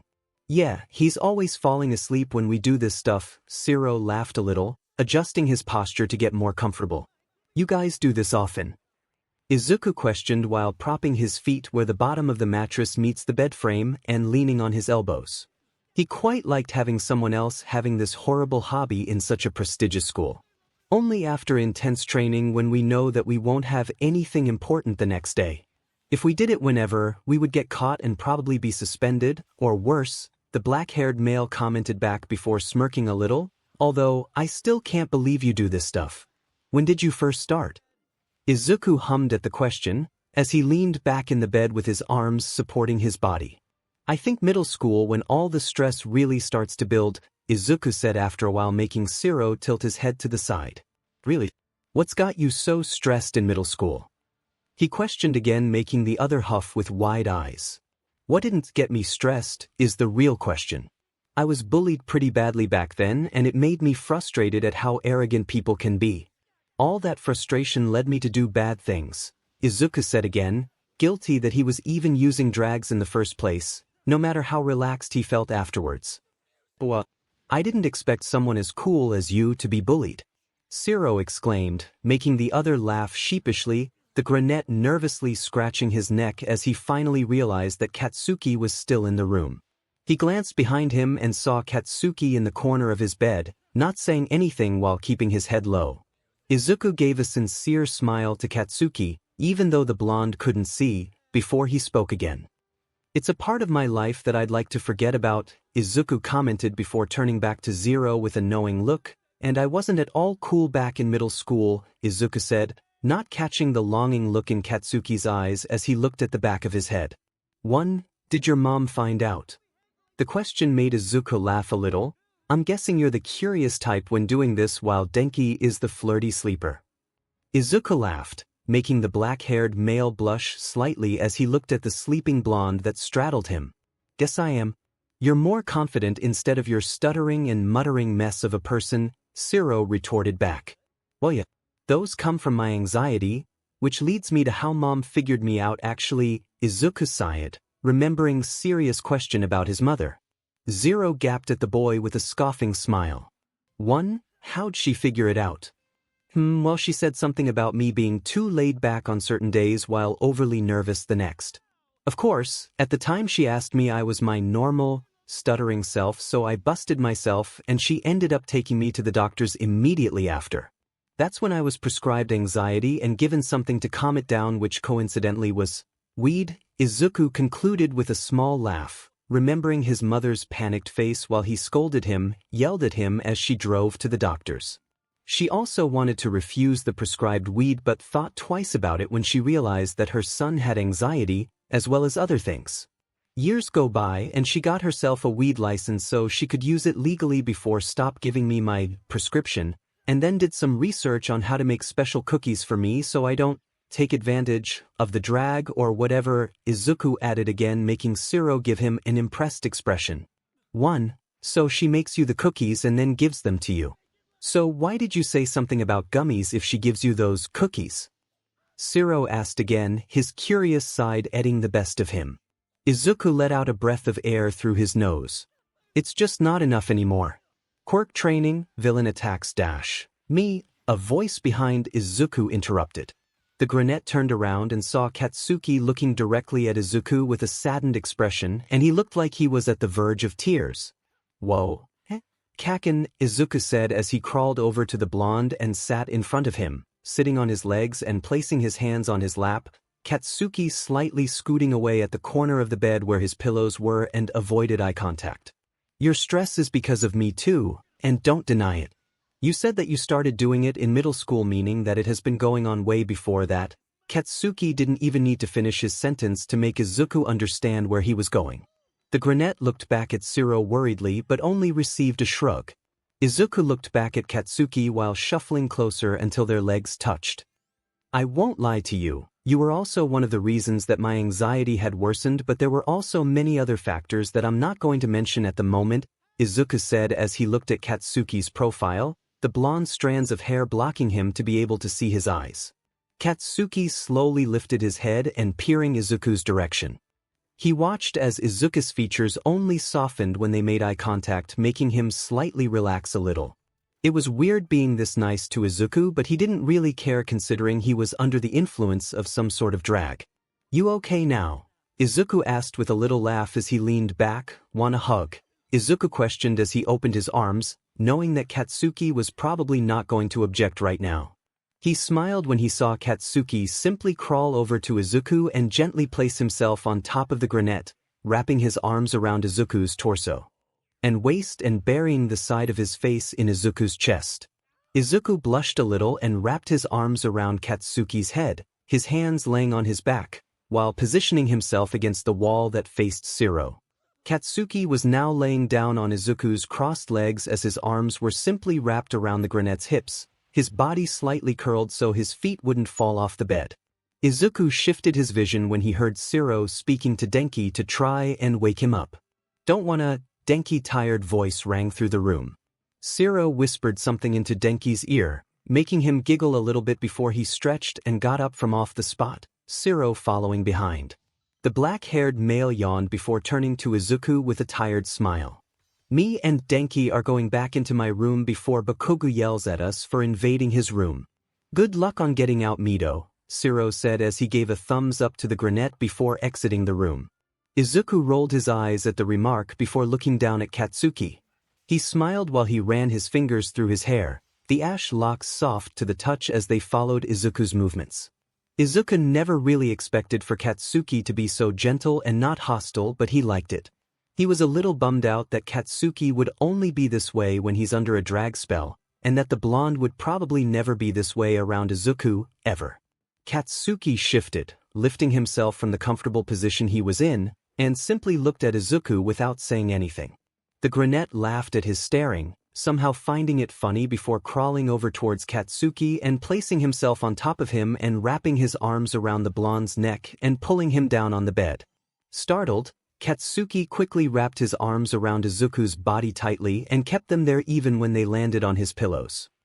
"You're cute this way, Kaken," 𝗧𝗂 laughed with a small blush on his cheeks as he leaned away from the blonde and looked down at their intertwined legs and flushed bodies. He smiled at the contact before he felt something hot against the skin on his neck. He looked back and saw Katsuki's head buried in his nape, his breath and lips skimming over the skin. 𝗧𝗂 smiled and did the same and got lost in Katsuki's natural, warm scent with a hint of shampoo smell from his hair. "Why are you so quiet?" 𝗧𝗂 hummed questionably, feeling their embrace tighten ever so slightly. "Don't go," Katsuki slurred slightly, his words bouncing off the skin on 𝗧𝗂's neck. 𝗧𝗂's body buzzed at the smoothness of his deep voice as well as how close it was to his ear.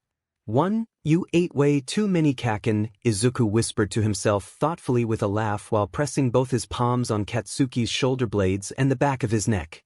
"You would never let me do this to you," 𝗧𝗂 mumbled sadly before pressing his lips against Katsuki's neck, his heart picking up speed rather quickly as he realizes what he's doing, but does not make a move to stop himself. Although the statement was true, Katsuki couldn't help but simply stop his movements and actually think about it.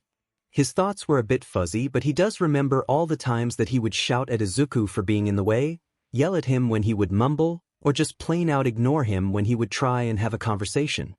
He pressed himself further into 𝗧𝗂, feeling 𝗧𝗂's semi-wet lips that were kissing his neck, or so it felt, before peppering his own butterfly kisses onto 𝗧𝗂's skin. "I'll try harder," 𝗧𝗂 furrowed his brows at the sentence. What did that mean? Did he mean it like he would try harder to push 𝗧𝗂 away? Or something else 𝗧𝗂 didn't really know? Tae's sentence was too vague. Nonetheless, he yawned and relaxed in the hold that he might never be in again, and fell asleep, his eyes finally thankful that the burn is no longer there. Katsuki felt even breaths and teeny-tiny snores coming from the other, making him pull his head away from 𝗧𝗂's neck. He adjusted his vision and saw that 𝗧𝗂 was lying limp with eyes closed as he was simply holding their position in place. Katsuki smiled a little at the view before scooting down and pressing the side of his face onto 𝗧𝗂's chest and simply staying there, being able to hear 𝗧𝗂's heartbeat along with occasional stomach growls, before he also fell asleep. He wouldn't mind if he would find himself in this situation again. Not at all. 𝗂𝗵𝗵𝗃 was now sitting in his dorm room, studying for the upcoming test with textbooks and notebooks scattered on his desk along with some papers and pens. He scribbled down the last of his notes before smiling happily at his finished study guide notes before he reached over his pocket from a ding coming from his phone. "Oh, it's Mom," 𝗧𝗵𝗲 mumbled before unlocking his phone to reply. "Mama, please come this weekend to pick up your prescription." 𝗃𝗵𝗲, "Okay, Mom." 𝗧𝗵𝗲 turned off his phone before getting up from his seat, feeling a little bad that his mother doesn't know about his extra dosage of anti-anxiety pills, but as long as his mother doesn't find out until he gets his own license for it, he's okay with keeping up with the lie. Sorta. He made his way towards the door and opened it to go get some food, but was startled when he saw Katsuki standing right in front of it with a lifted fist. 𝗧𝗍𝗂 gave a nervous smile to his friend and greeted him. "Oh, hi Kaken. What brings you here?" 𝗧𝗍𝗂 asked, yesterday's events coming back to his head. Katsuki dropped his hand before digging in his pocket and handing over a small plastic bag to 𝗧𝗍𝗂. "You left these in my room when you left. Just wanted you to have them back before I mistake them as a snack again," Katsuki said calmly, placing the bag of gummies in 𝗧𝗍𝗂's hand. The brunette laughed awkwardly as he placed them on the high shelf beside his door before turning back to Katsuki. "Thanks, and sorry that you had to find out that way, about my anxiety and all. I also apologize for spewing out everything that I said about when I started and making it seem that it was your fault, which it is not. At all." 𝗧𝗍𝗂 said awkwardly, not exactly knowing how to put his words in a sentence. He was still a little confident with his words and actions, but only a little bit. He was sure that it was going to die down throughout the day, but he couldn't really help it. Katsuki gave a small smirk to 𝗧𝗍𝗂 before shrugging his shoulders. "I was a little surprised that a little nerd like you would sneak extra into the dorms. Aren't going to tell anyone, are you?" 𝗧𝗍𝗂 questioned hesitantly, making Katsuki give him a knowing look. "And giving me the glory for free? Nah, I prefer beating your butt and shove my victory in your face when I become number one," Katsuki answered pridefully, making 𝗧𝗍𝗂 let out a breath of air, laughing a little that Katsuki was back to normal, for the most of it. "Well, I'm going to go get some lunch, wanna come with?" 𝗧𝗍𝗂 asked with a smile while shutting his dorm door. Katsuki stepped back as 𝗧𝗍𝗂 came into the hallway until they stood face to face, a few feet apart from each other. "No, I was just dropping off your SHT. It's too loud down there anyway," Katsuki sighed before turning around and walking away with a wave. "Bye, nerd." 𝗧𝗍𝗂 smiled at the gesture and waved back. He dropped his hand when Katsuki had turned the corner before taking a step towards the elevator. "Shoot, I forgot Uraraka's notes from last class." 𝗧𝗍𝗂 panicked before going back into his room. He opened his door and went over to his desk and grabbing the pink notebook that belonged to his friend before turning back towards the door, only to see the bag of gummies on the floor. He looked at the shelf where he had placed them before looking back at the bag. He crouched down and grabbed the fallen baggie and walked over to his desk to go put it away in a decent place. However, before he could put it down, he noticed a folded piece of paper inside it. He furrowed his brows and placed the pink notebook on the bed before opening the Ziploc bag and grabbed the piece of paper.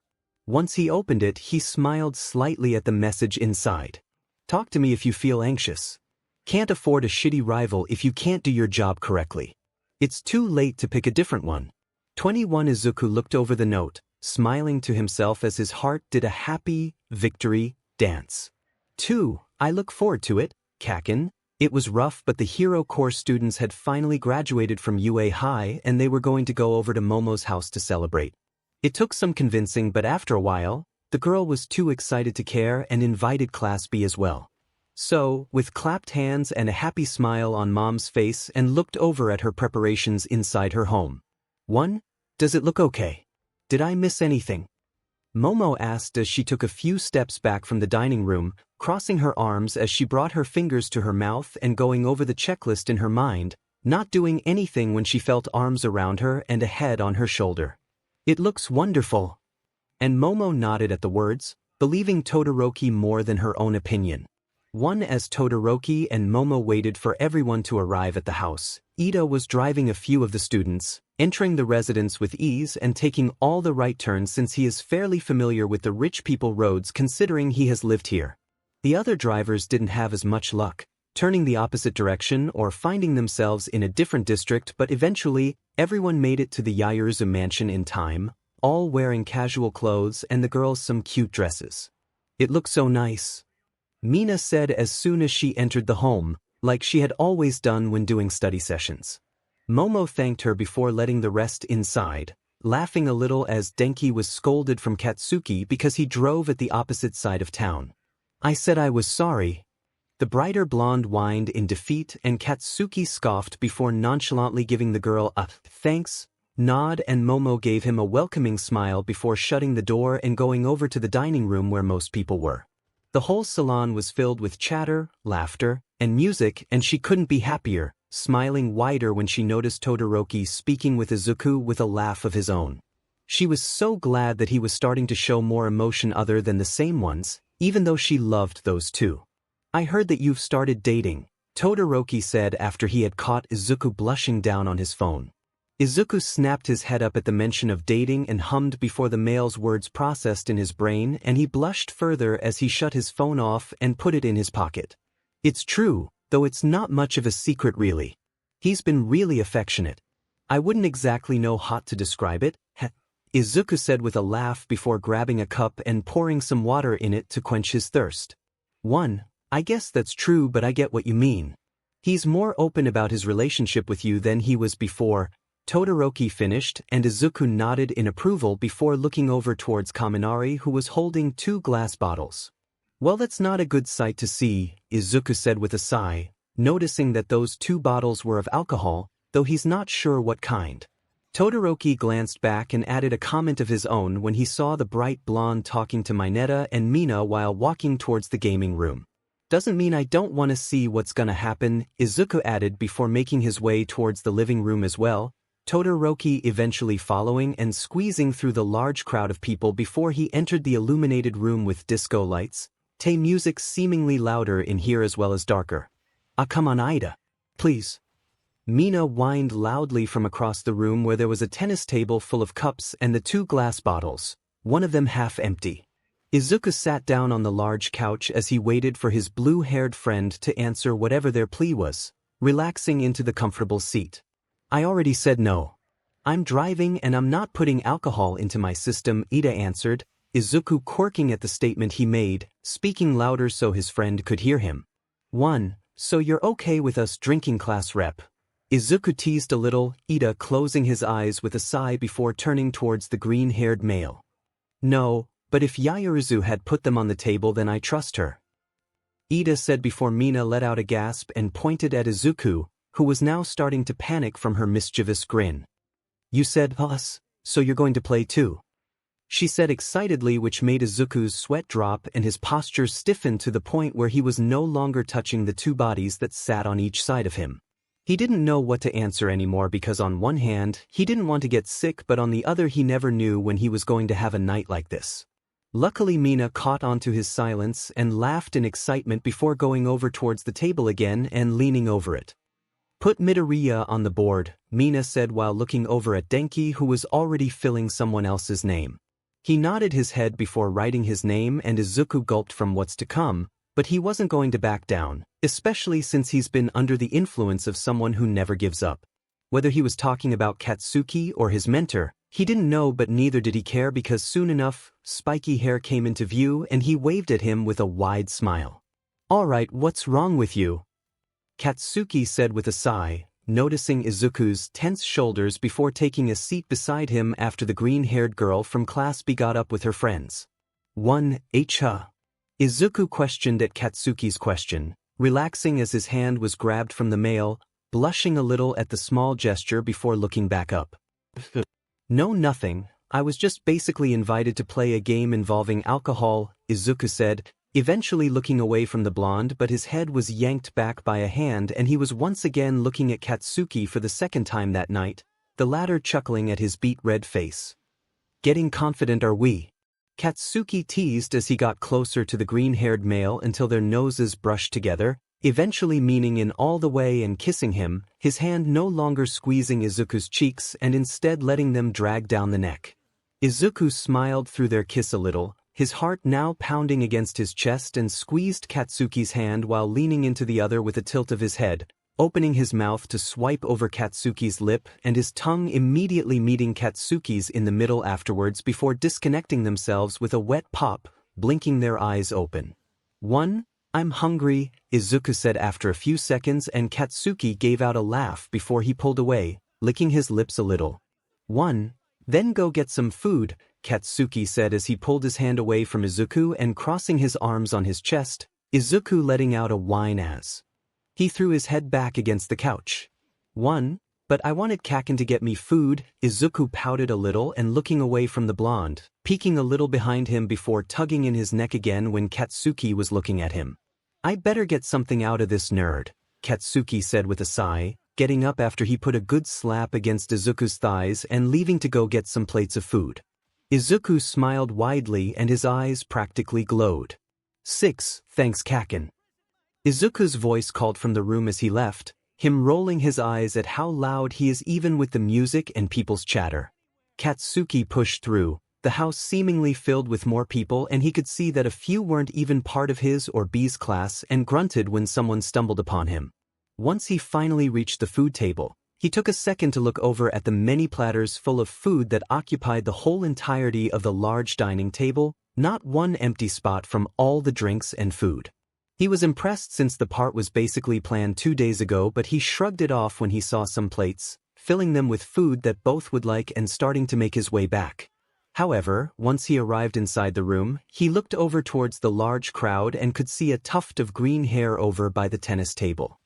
"You've got to be kidding," Katsuki muttered under his breath as people chanted, "Chug," over and over before everyone cheered. This was not an alcoholic game Katsuki thought Izuku was talking about. He was thinking something more subtle, but definitely not this.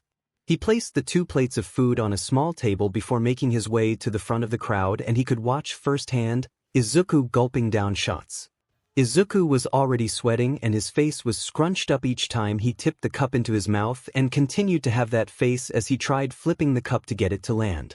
Though, just as Izuku was at the last 2 cups, he bailed by waving his hand in surrender, the crowd booing and awing in disappointment before his opponent. A girl with ginger-colored hair finished all of them and raised her hands in victory, people wildly cheering. "Feels good." She cheered as she let her hair loose, and Izuku gave her congratulations for the win before he turned around to leave, only to get grabbed by the arm and dragged through the small crowd until he was yanked up. "The F is wrong with you?" Katsuki yelled as he released Izuku from his grip and crossed his arms while glaring at him. "Geez Kaken, keep it down. You sound like Ida," Izuku hissed as his head pounded even harder from the loudness that came from Katsuki. Katsuki was now furious to the point his clenching fists let out pops and stared at Izuku's sweaty face. He wasn't really mad at Izuku, but mad for the fact that Izuku drank so much when he's never even had alcohol before today, thanks to their minority age prior to a few months ago. Though, he forcibly calmed himself when he saw how miserable and regrettable Izuku's decisions was. Now the F can learn his lesson, Katsuki grimaced before turning around to grab their, luckily, untouched plates and guided him towards the couch and sat down. Izuku let himself be dragged before he was shoved into a soft seat, and he almost about pukes his guts out from the force. "You drank on an empty stomach," Katsuki ordered as he shoved a piece of bread into Izuku's mouth, the other leaning away. "No, I'm about to blow Kaken." "Can't do it," Izuku said with a frown and looking away like a baby being fed vegetables.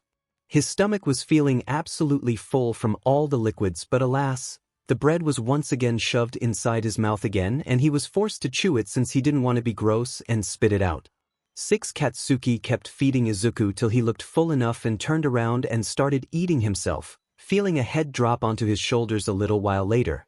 He swallowed his last bit of food before setting his paper plate on the coffee table full of other plates, cups and wrappers of all kinds. "Hey man," Kirishima's voice called as he went over towards the semi-empty couch and took a seat. "3 what?" Katsuki asked, leaning back and shoving Izuku a little so he could lie down on the other side and not on top of him. "What agency are you planning on going to? Did you sign up for any?"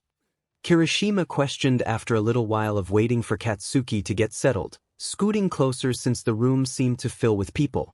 I'm planning on staying with the Endeavor Agency. I don't have time to look for a different one, and the old man is good at teaching or whatever.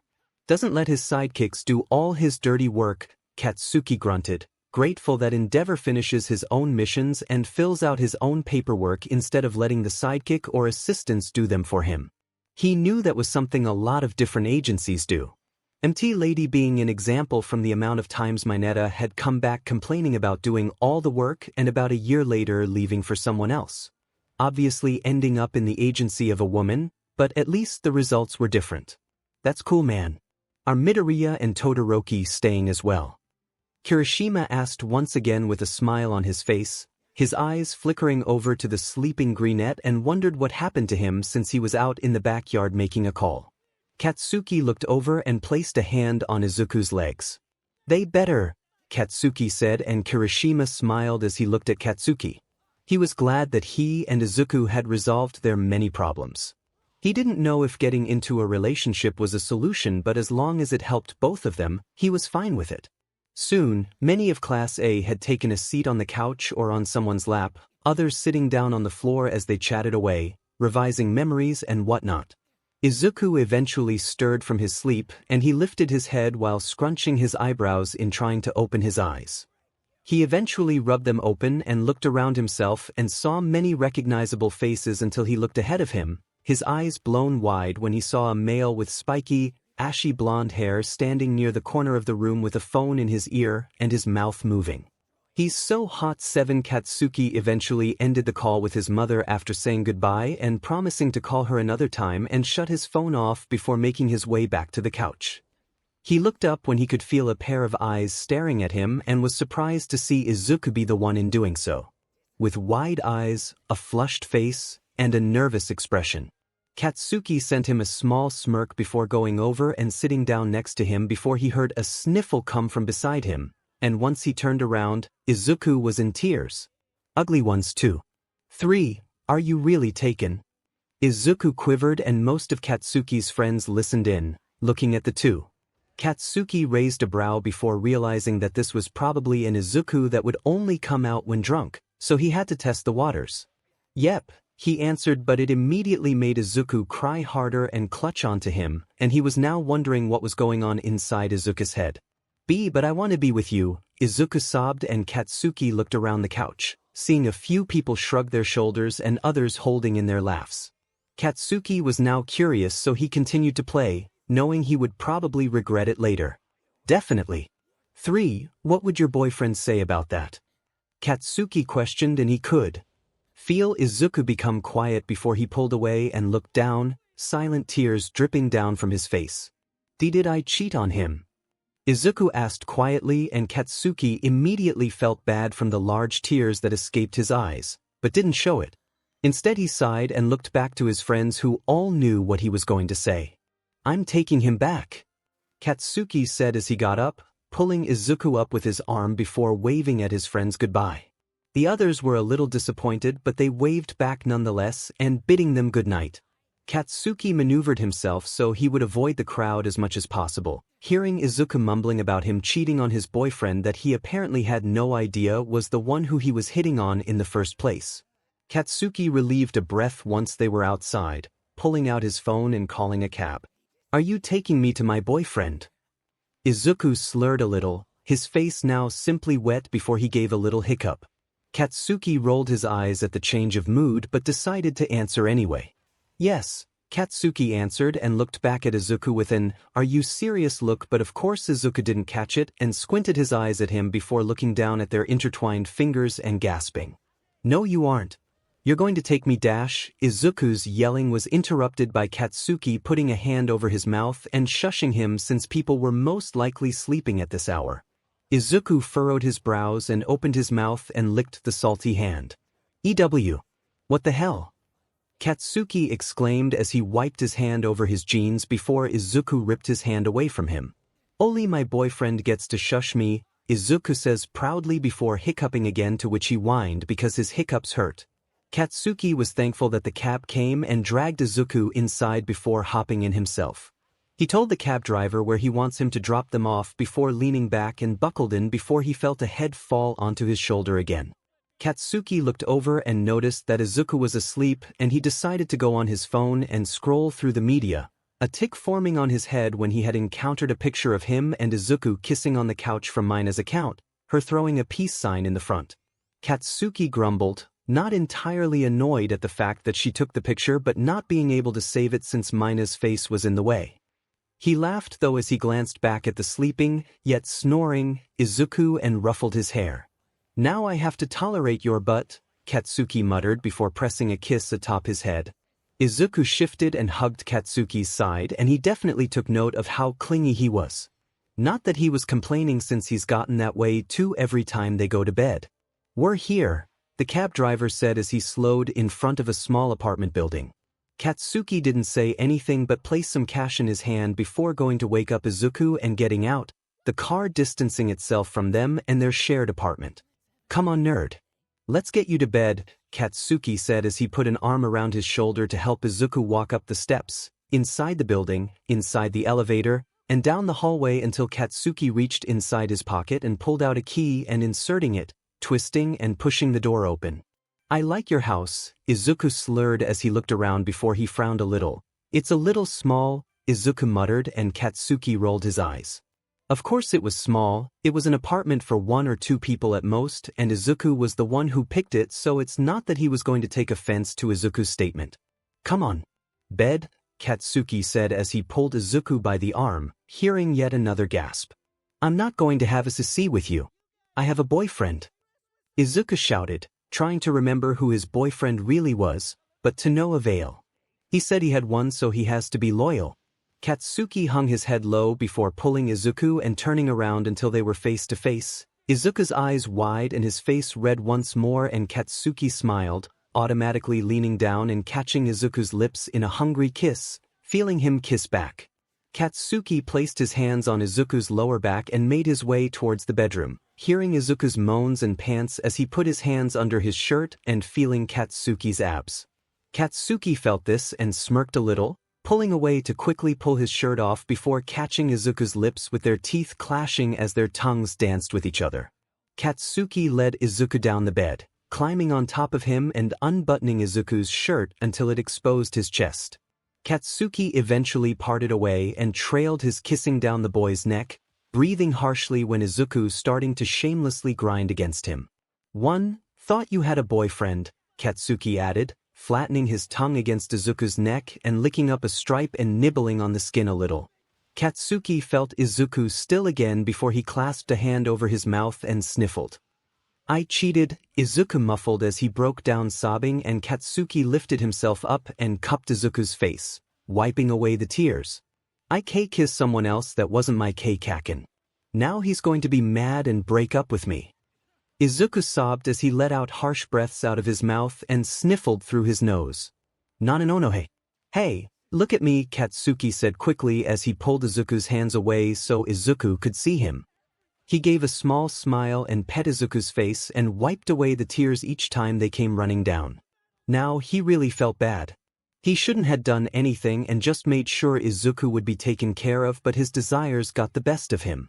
He definitely regretted it now, seeing how Izuku looked at him. Scared, afraid, and trembling like he did years ago, and it twisted his insides. "It's me, okay? Can you tell me who I am?" Katsuki asked, and Izuku nodded his head, wiping his eyes before looking back at Katsuki, and his eyes watered again when they made eye contact, leaping up and talking Katsuki in a hug. "I'm sorry, Kaken," Izuku yelled as he started sobbing all over again, and Katsuki was glad that Izuku recognized him again, no matter how weird Izuku's brain finally noticed, but he guesses that it makes sense since he kept attaching himself to him or turning away, so he never really got a good look of Katsuki's face. "It was my fault, Deku. Don't apologize," Katsuki said as he hugged back. "Let's get you washed up. You smell gross." Izuku only nodded his head, and Katsuki got up from his spot form on top of him and helped Izuku up as well before trotting their way to the bathroom outside their room. It was small, but they managed to take a quick shower, Izuku constantly mumbling and hugging Katsuki as he tried to wash. "Tired. Can you tell Kaken to come to bed with me?" 𝗧𝗂𝐬 asked Katsuki with a yawn as he went towards the bed and going under the covers completely naked, not caring about putting boxers on. Katsuki sighed as he looked at his boyfriend in the bed, conflicted as to who 𝗧𝗂𝐬 thinks he is, but he's drunk. You are definitely not drinking ever again, Katsuki mumbled as he went over to get some boxers before crawling in behind 𝗧𝗂𝐬 and turning off the lamp before scooting lower and draping an arm around 𝗧𝗂𝐬's waist. He felt 𝗧𝗂𝐬 turn around and blink up at him tiredly and putting his own arm around him and nuzzling his nose between his pecs and humming. Plus, I love you Kaken, Katsuki laughed at his slurs, soon followed by soft snores, and he leaned down to kiss his forehead again before relaxing. Love you too, stupid nerd. He was definitely going to get it tomorrow when 𝗧𝗂𝐬 woke up. Katsuki's life had been going pretty well, according to him. He was a 25-year-old man with a healthy body, inside and out, and was working the dream job. A hero. He was a #1, but he was still on the top 10 Billboard, and it took lots of hard work just to reach that point. He loved his life. He got to beat people who dared break the law and got paid for it. Of course, if he caused damage, that was a whole chunk of money off his paycheck, but he has gotten better at controlling himself. He lived in a decent-sized home, enough room for a Christmas party and a sleepover, but he lived alone. Not that he minded, but it did get pretty lonely with all his friends showing off their partners, but he wasn't interested. His friends still contacted each other on occasions, and Katsuki made some friends that were mostly other heroes and a few civilians here and there, and he had fun with them. However, his life went downhill after his girlfriend left. They had dated for almost 5 years before she left Katsuki. She didn't give him any reason, didn't take anything, not his money or his things. One day, when Katsuki came back late at night, he opened his front door and was very quiet when he moved around the house, but he noticed a few things missing in the bathroom when he took a shower, and when he saw that the bed was empty, he knew something was wrong. There weren't any trips or special meetings she had, and when he checked the closet, all of her clothes were gone, and Katsuki tried calling her, messaging her, going to her social media, but he was left unanswered and her socials were deleted and no longer existent. Days later, the news casted about a young woman found dead inside a hotel room. It wasn't suicide nor murder, but whatever it was, made Katsuki break. He had basically resigned himself from his hero job by no longer going to the agency and just sat on his bed for a whole day, not eating or exercising, and only got up to use the bathroom. Before he ended up destroying the house the night of. Everything was broken, lamps, lights, the couches were torn and thrown, the kitchen was trashed, the bathroom was leaking from the running sink, the walls were destroyed and ripped from using his quirk on them, and before he could get to his bedroom, heroes came to the rescue and stopped him. It's been a whole year after that, but he found out that he needed therapy after his thoughts of her death went deeper than they should have gone. His friends were the ones that suggested it after he talked about it, and he agreed as soon as it was mentioned. It wasn't something argumentable, and he just wanted his life to go back to normal. This all leads to now, Katsuki walking right into the building and sitting down at the nearest chair to wait. He was early by a few minutes, but he could wait. He took this time to breathe as his leg bounced in anticipation. Shortly after, a door opened and a young man came out of the room that looked to be a high schooler. "Ah, Katsuki. Come right in," a man called from the door. Katsuki nodded his head with his lips sealed and pressed together as he got up from his chair and entered the room. "How have you been doing lately?" he asked as the man gestured for Katsuki to sit on the chair in front of the desk. Katsuki complied, without questioning him as to why not sitting on the comfortable couch. "Better.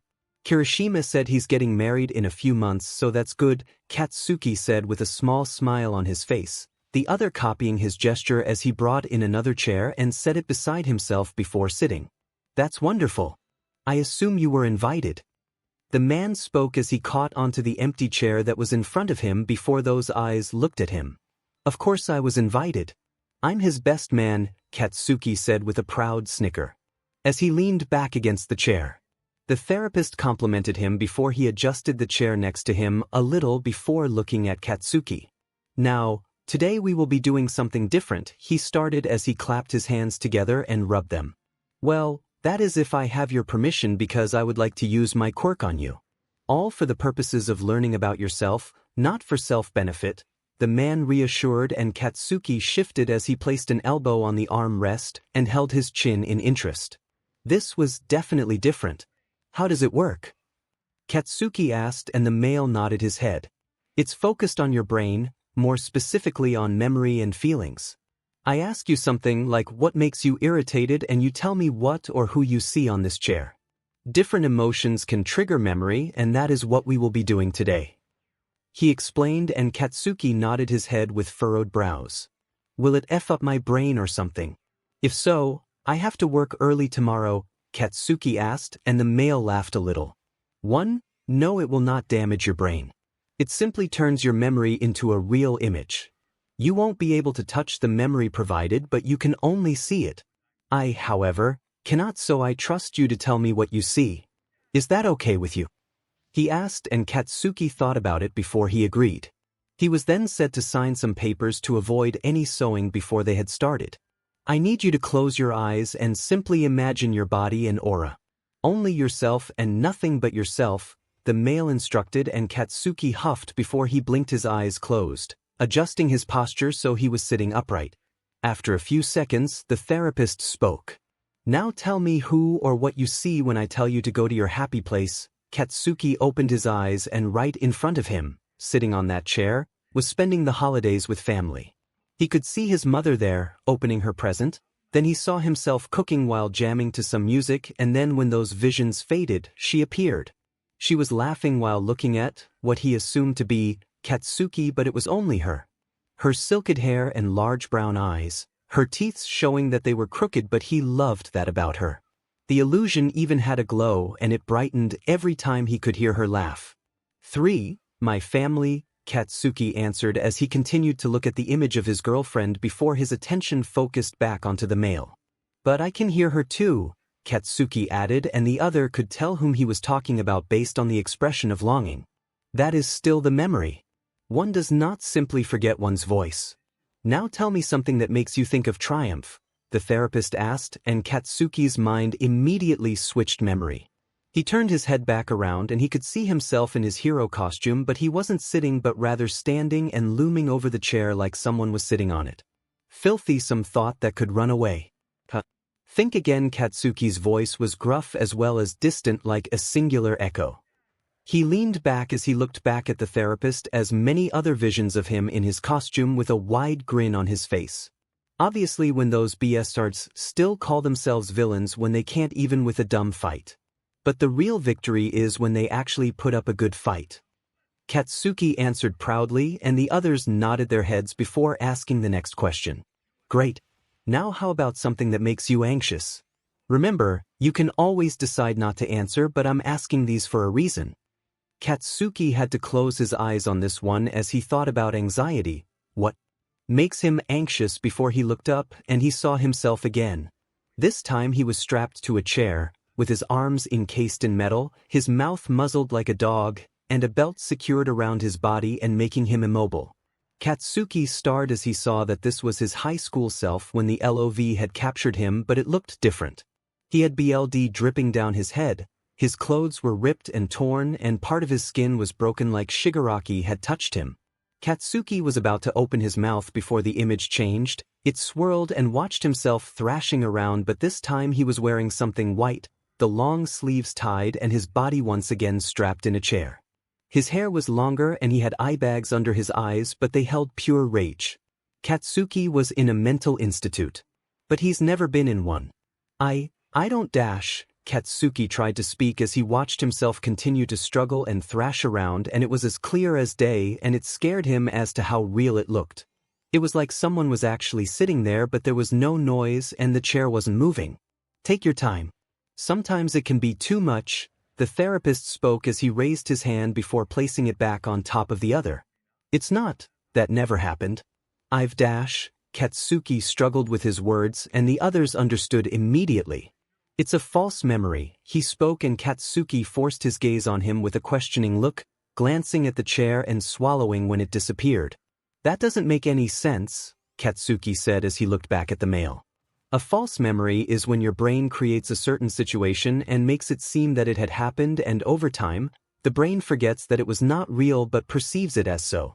This is an everyday occurrence, like I could say that I remembered someone's birthday and say that I will tell them later, but weeks after that, your friend calls you to say that they haven't received anything.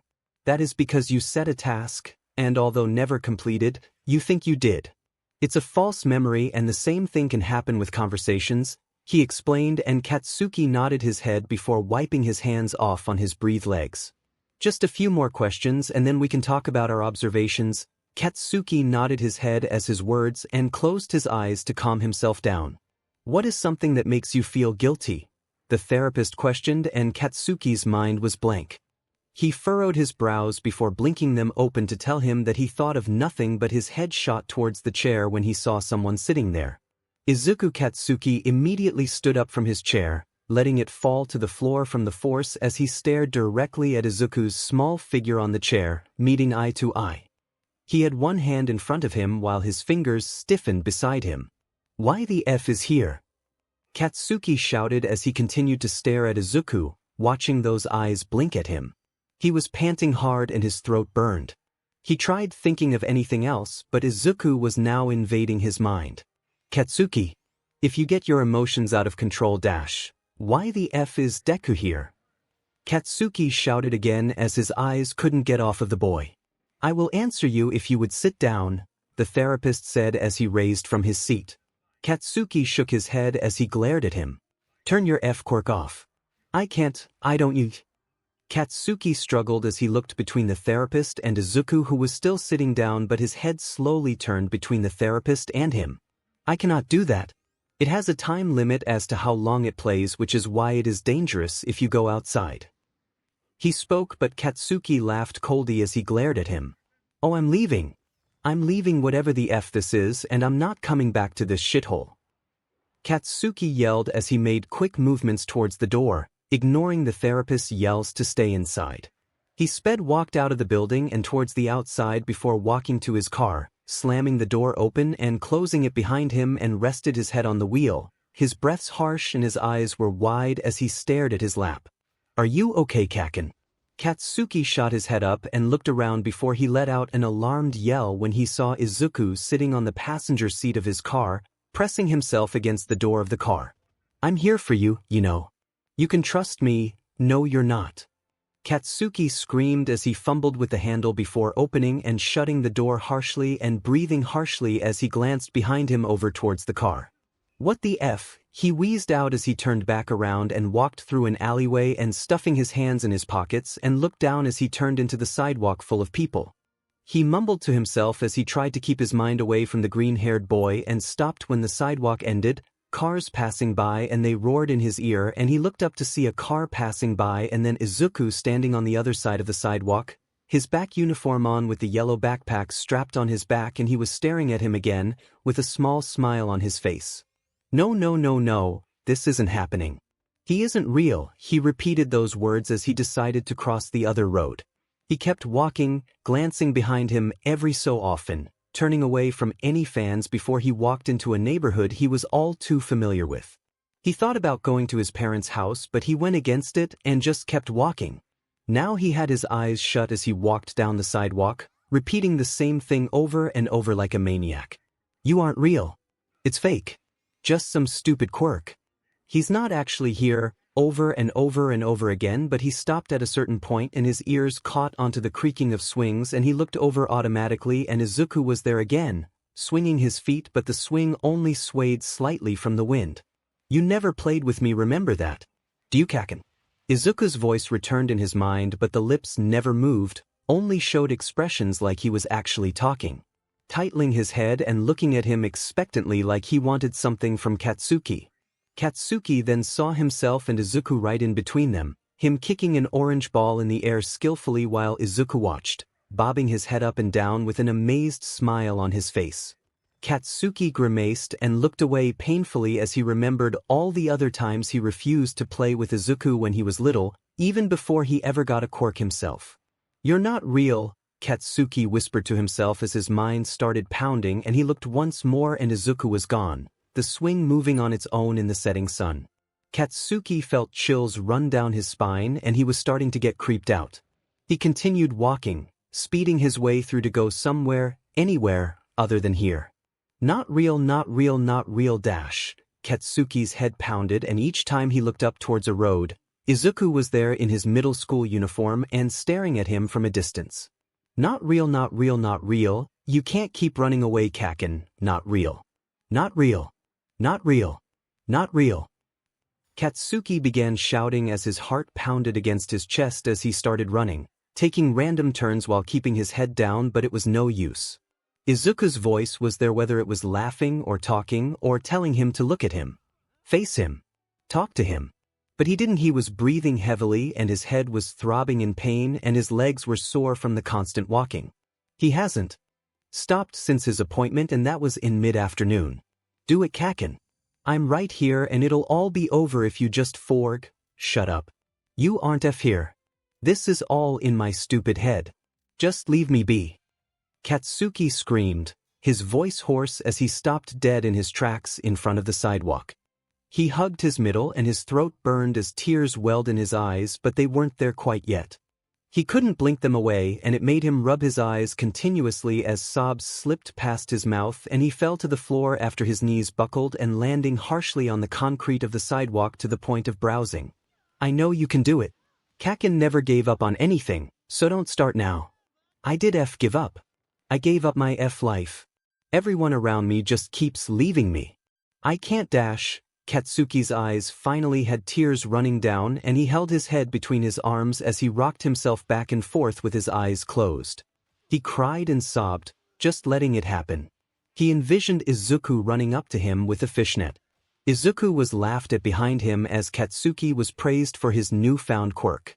Izuku was shoved to the floor and hovered over from Katsuki. Izuku suffocating by the sludge villain. Izuku crying and just Izuku. Katsuki's body was shaking as he mumbled the boy's name, speaking both the nickname and the name itself.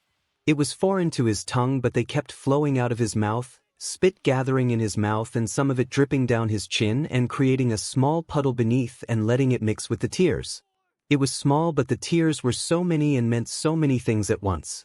He couldn't describe the pain he felt at the moment, but he looked up when he heard something. His vision was blurry, but he could make out something large on the concert. He wiped his eyes a little until his vision was clear before he blinked them open, and the first thing he saw was Izuku's hair covered in blood. He immediately scurried over and noticed that Izuku was bleeding. His hands shook harshly as new tears gathered in his eyes. No, not again please. Katsuki's voice broke as he watched the blood pooling around Izuku's head, and Katsuki sobbed as his tears dripped inside the thick liquid, not creating a simple ripple when it fell. Izuku, stay here, Katsuki whispered once more as he looked at Izuku's face, seeing those eyes losing their appealing color and turning that god-awful color of jade. Katsuki's hands shook as they reached for Izuku's face, watching them tremble and the blur in his eyes making it seem that he was touching Izuku's cheeks. Forgive yourself.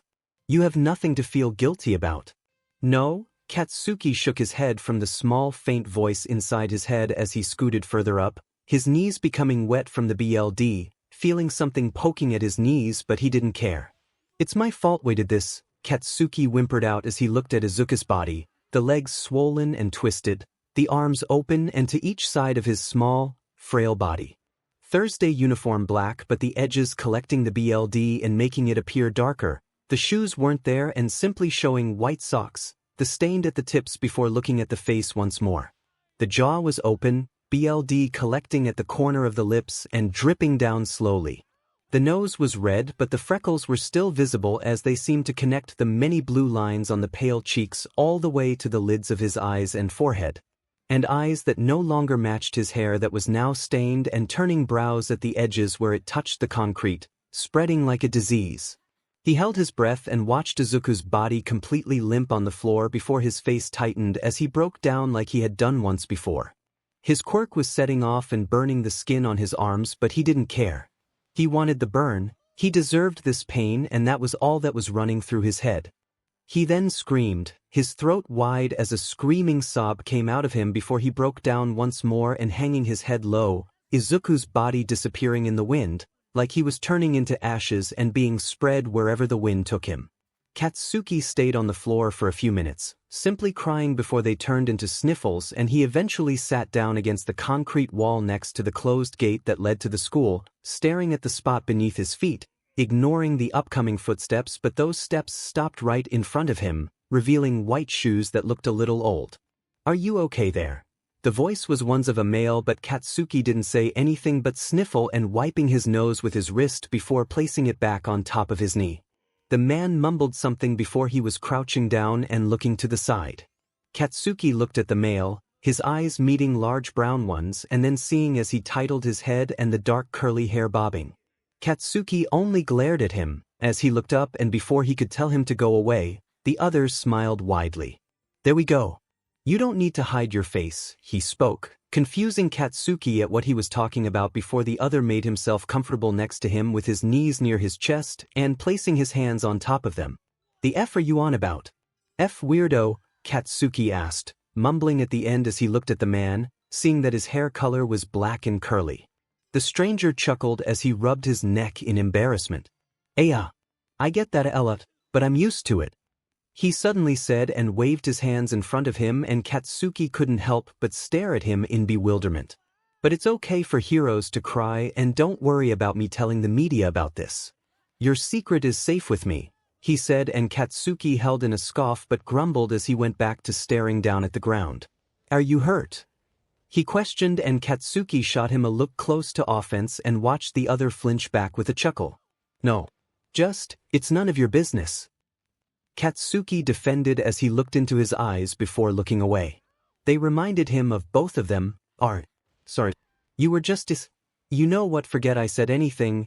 The male chuckled again, and Katsuki could tell that he was going to say something about his screaming, and he let out a laugh of his own, half-heartedly, as his throat began to burn again, but swallowed it down. "That loud huh?" Katsuki questioned as he looked over towards the sky, leaning back as the others looked at him, or rather, his stunning profile. "Yeah, I didn't even mean to basically look for the trouble, if I'm being completely honest. I just kinda ran." He laughed awkwardly, and Katsuki did the same. "That's what Izuku would have done." "Well, the male started as he got up from his spot before standing in front of Katsuki and placing his hands in his pockets after fixing his unruly hair. "I gotta go," he spoke as he noticed Katsuki's red eyes, but he only smiled down at him as he pulled a hand out and held it out for Katsuki to take and smiled. Plus, Katsuki stared at the hand that reached for him, and he looked up at the male to see him smiling and hesitantly grabbed his hand and let himself be pulled up before dusting himself off. "I'll see you around," the male asked, and Katsuki glanced up to him before looking back at the sky. He breathed in a breath of air before looking back at the male in front of him. "Yeah. See you around," Katsuki said as he placed a hand on the head of hair and ruffled it. "Nerd. 7 The villains up top are the ones I'm using in this one shot, and yes, they are part of the 𝗵𝗲 fandom. The order would be from left to right. Dusty ash like dust quirk that emits from her body, and her drawback is that her skin gradually turns crusty. Volcano, he's the leader and has a lava quirk, and Gust Boy, he can spin his wrists in quick circular motions and can create tornadoes. Let's read. 8. Don't walk in front of me, you stupid nerd."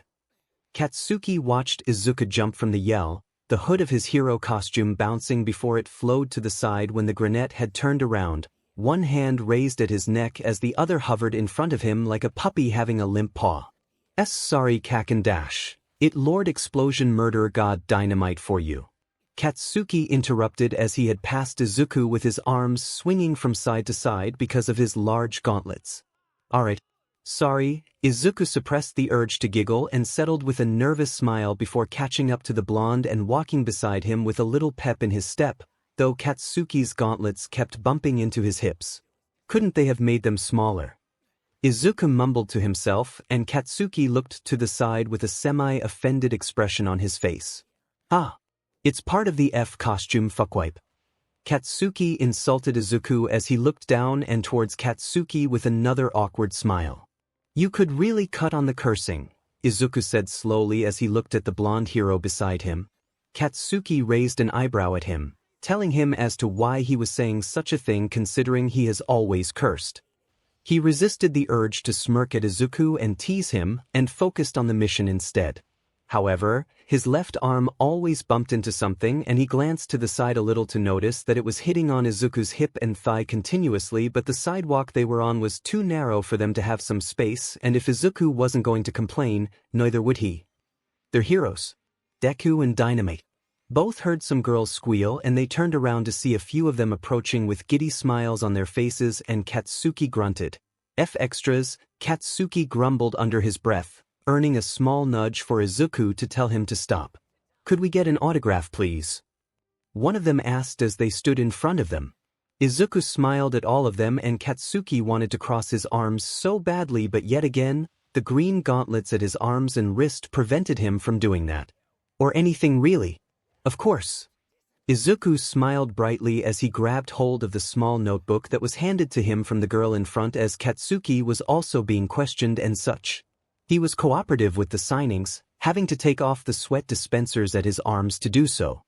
He noticed how wet his arm was and he scrunched his nose as he thought how much he sweats. After a few more autographs from a few other people, Katsuki and Izuku went back to walking down the same sidewalk. Izuku took a look around and noticed that it was early afternoon and that almost no one was on the streets, either eating lunch or resting. Kids were at their homes, parents and adults were most likely sleeping, and elderly were taking walks or sitting on benches. This would be Izuku's favorite part of the day, having the quietness ring in his ear if it weren't for the fact that something was wrong. Hold on, Izuku stated as he stopped in his tracks and looking around, going on the road as well and looking left and right. Katsuki did as said, and he did to check the premises and noticed the same thing as Izuku. I feel like I need to get out of here, Izuku mumbled to himself before looking down at the intersection. There's no cars down the main road, coming or going, and the streets are empty as well. Izuku added as he noticed how the edge of the sidewalk's parking spaces were empty. He looked over towards Katsuki, and at the moment he looked his direction as well. Then, a large blast was heard and Izuku looked over towards it to notice that it had come from the next block, and he took immediate action and leaped from the road and onto the rooftops, hopping on each one as Katsuki flew beside him with his explosions. Both had their eyes on the black smoke, and Izuku leaped one last time before he descended until he hit the road, dragging his feet across the concrete. I guess you didn't get the message to stay away. A voice called from the flamed building, and Izuku stayed in position as Katsuki searched the area for civilians. Izuku watched as the flames opened, forming a path for someone, and he watched as a tall woman with thick white and flowing hair coming out with smoke coming out of her RDC and exposing clothing, and Izuku squinted his eyes at her, recognizing her immediately. It's the volcano thieves, dusty ash is in sight, Izuku spoke on his earpiece as he watched the woman stand there, her ash-like smoke swirling around her, and Izuku furrowed his brows. Gust Boy might be here, but Volcano is nowhere near in sight. Be cautious of someone else. I feel like they aren't alone, Izuku said again. There's no civilians around. Not in the houses or any of the restaurants, Katsuki's voice spoke, and Izuku hummed in thought before activating his quirk again, and right as he took a step, hot lava spewed from the ground and burning Izuku's skin from the closeness, and the woman laughed at his mistake before going back inside. Have fun 'cause I know I will, she said as she swayed her hips from side to side, her butt following her movements, and disappeared behind her smokescreen. Izuku cursed as he looked around to look for the other teammates without any luck. He planted his feet onto the ground and wiggled his ankle and heel before activating his quirk and sprinting down across the road and forming zigzags, and just as he thought, lava sprouted from the ground, inches away from him as it went into the air and dispersing onto the ground.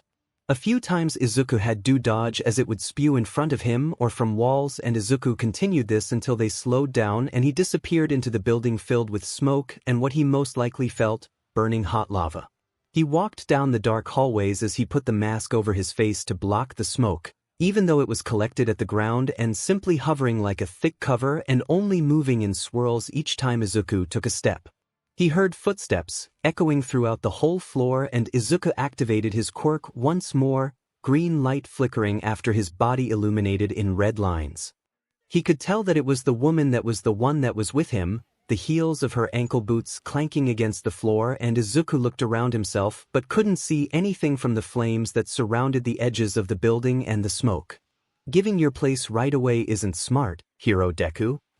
The heels stopped and 𝐒𝐿𝐴 held his breath before all of the dust flew his way and 𝐒𝐿𝐴 jumped from the ground and latched himself onto the chandelier that hung above, hearing the glass shattering below him, and he looked around, spotting a spinning hand in the alley levitating from the ground and mixing in the air, creating a mist. Gust Boy is inside the building, but I lost sight of Dusty Ash. Any news on Volcano? 𝐒𝐿𝐴 spoke as he breathed through his metal mask and looked around.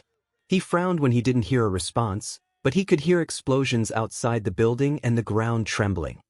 He stayed still as he looked around, and he heard bubbles and sizzling before something bright and red leaked right in front of him, and once he looked up, the chandelier gave out as lava seeped through the ceiling and fell with him, the chandelier the only thing in between. 𝐒𝐿𝐴 did quick work turning back around, and in the last second, he pushed himself off the chandelier with little success and tumbled across the flooring, seething in pain as he hit his spine. That hurt more than it should have, 𝐒𝐿𝐴 mumbled as he clenched sure teeth as he got up from off the floor. He looked around to try and spot anyone, but he heard laughing above him, and once he looked up he noticed the woman standing over it and putting both her hands in the hole with a snicker, the fire subsiding into small flames from the ash. 𝐒𝐿𝐴 watched as the room filled with smoke and the ground trembled, making him stumble from the vibrations, rocks and debris falling from the ceiling, and his adrenaline rushed as the room got foggier and foggier, his mask no longer filtering the air as Hutch and 𝐒𝐴 coughed as he heaved for breath and looking around for the smallest amount of light.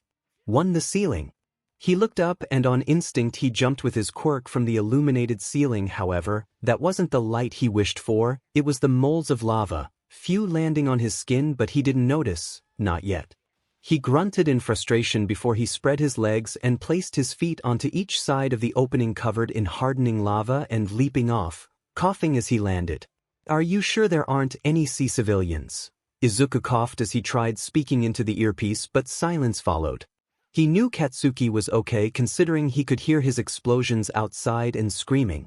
He could easily get out of here with a punch, but the building was in the brink of collapse already, and if he were to smash it with his fist and civilians were inside, they would surely die. 𝐒𝐿𝐴's vision started to become blurry and the fog made it seem worse, and his head spun as his lungs burned from the smoke. He looked around the room, noticing that he was currently in a simple office building. He walked over towards the exit, but it was blocked off by chunks of the walls and cemented together by molten lava, slowly hardening and turning black.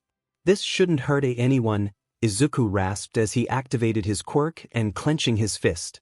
He turned around in place and lifted his fist before taking off, hopping on top of the circular counter and pushing off towards one of the walls. He yelled as he retracted his hand and threw it in the air, punching the wall with force, and was then blinded by light from the outside as he flew out of the building. 𝐒𝐿𝐴 had his feet in front of him, but his legs gave out as soon as they touched the ground and he rolled onto the floor and his body stopped as he slammed against the neighboring structure, his breath being taken out from him. 𝐒𝐿𝐴 heaved large breaths of air, his canal being blocked each time he breathed in, and he could feel his lungs tightening from lack of air. 𝐒𝐿𝐴 then suddenly felt himself being lifted, one huge blow being delivered at his back, and 𝐒𝐿𝐴 coughed before his lungs filled with precious air, him breathing it like it was a life source, but before he could say or do anything else, he was thrown into the air, and 𝐒𝐿𝐴 was quick enough to use his quirk and drag his feet against the floor, his heels stopping at the curb of the sidewalk. In front of him stood Gust Boy, his face elongated and his fingers discolored and long. He had a grin in his features as he had a stare down with 𝐒𝐴, the granette doing so as well, but with a heavy breath. "Get over here, you ugly duckling." Katsuki's voice was loud, his explosions louder before he landed right in between the two, his head turning slightly and watching as 𝐒𝐴 heaved large breaths of air and looked to the side before going back to the villain. If 𝐒𝐴 wasn't stopping anything, then he was fine. Gust Boy smirked at Katsuki's distraction and had already made his hands start spinning to gain stamina and strength, and once Katsuki had made eye contact, he raised both his wrists as they spun rapidly, the air around them all starting to rotate, dust, debris, trash and other things starting to fly as well, and they enclosed the villain. A tornado slowly formed and the two heroes were being pushed back from the wind, and Katsuki ended up stopping at the curb beside 𝐒𝐴 with his body leaning forward and against the strong winds. Both were too weak, Izuku having his lungs filled with the smoke and his eyes unfocused while Katsuki's hands and shoulders cramped and twitched each time he would fire his quirk at a certain amount. "Watch out!" Izuku screamed with all of his power and activated his quirk and jumped, shoving Katsuki out of the way right before lava bursted from the ground, hitting Izuku right on his side and making him scream in agony. Izuku's body rolled from the lava spew before it dropped onto the ground, with another yell coming from him from the pain. "Deku!" Katsuki got up from his positioning on the ground and allowed the wind to blow him against the building and bumped his way over towards the granite that sat against the brick building. He could see BLD pooling around Izuku before being pushed back against the wall and running down the cracks of it. Katsuki took a few steps more, his hand covering his face and his brows furrowed before he dropped to the floor right next to Izuku's body, twitching and shaking as BLD seeped through the costume and staining it. "No, why have to go fight? He's only got 30 more seconds before the tornado." Izuku yelled out as he breathed heavily through his clenched jaw, both his hands hovering over the burning and bleeding wound and shaking violently. Izuku's head was then thrown back against the brick wall with tightly shut eyes and breathing through his nose. Before, "He's going to escape if you don't go now," Izuku stuttered out, and Katsuki pursed his lips as his gaze switched between the villains and Izuku continuously before he grunted and picked up Izuku's body, maneuvering himself so he wouldn't hurt him before he walked down the sidewalk once more and out of the way of the strong winds. His hair and torn costume still flew wildly, but at least he had control and balance in each of his steps while approaching a neighboring building and set Izuku down onto the floor. "You stay here and don't move," Katsuki said sternly, and Izuku nodded at him with a pained expression on his face and shuffled closer to the wall and groaning. Katsuki made quick work into leaving the entrance of the small shop before pushing his hands down and firing his quirk.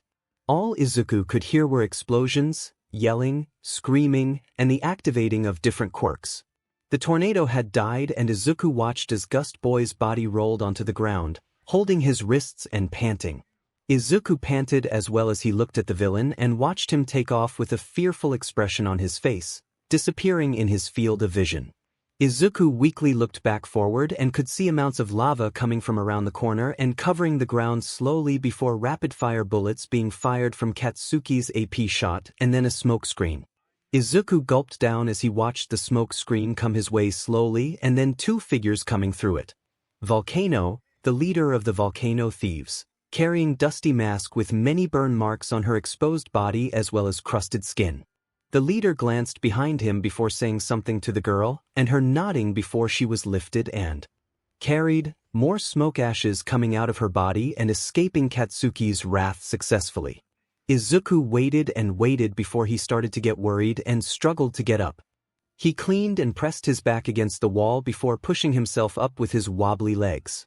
He panted with groans coming out of him, and he looked over towards the road, the smoky ash settling slowly, and Izuku put on a determined face as he attempted to walk forward. Each quick step he took made his side stretch, and Izuku huffed out each time, but he continued on before he reached the center of the road. "Kaken!" Izuku called as he lifted his chin.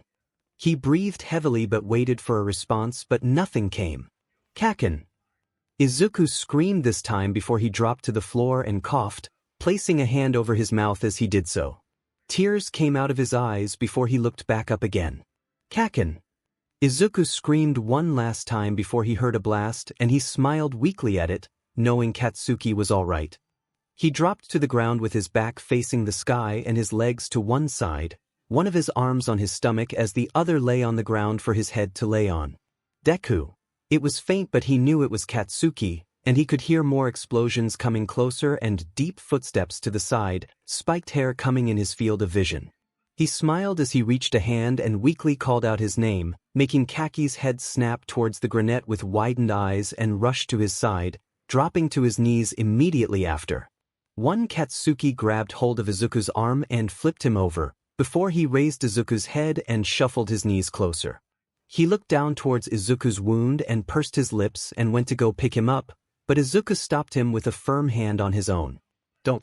Just stay here," Izuku weakly spoke before intertwining their fingers, and Katsuki looked at their clasped hands, seeing as Izuku's hands were covered in red, smearing in on his own, but he didn't let go.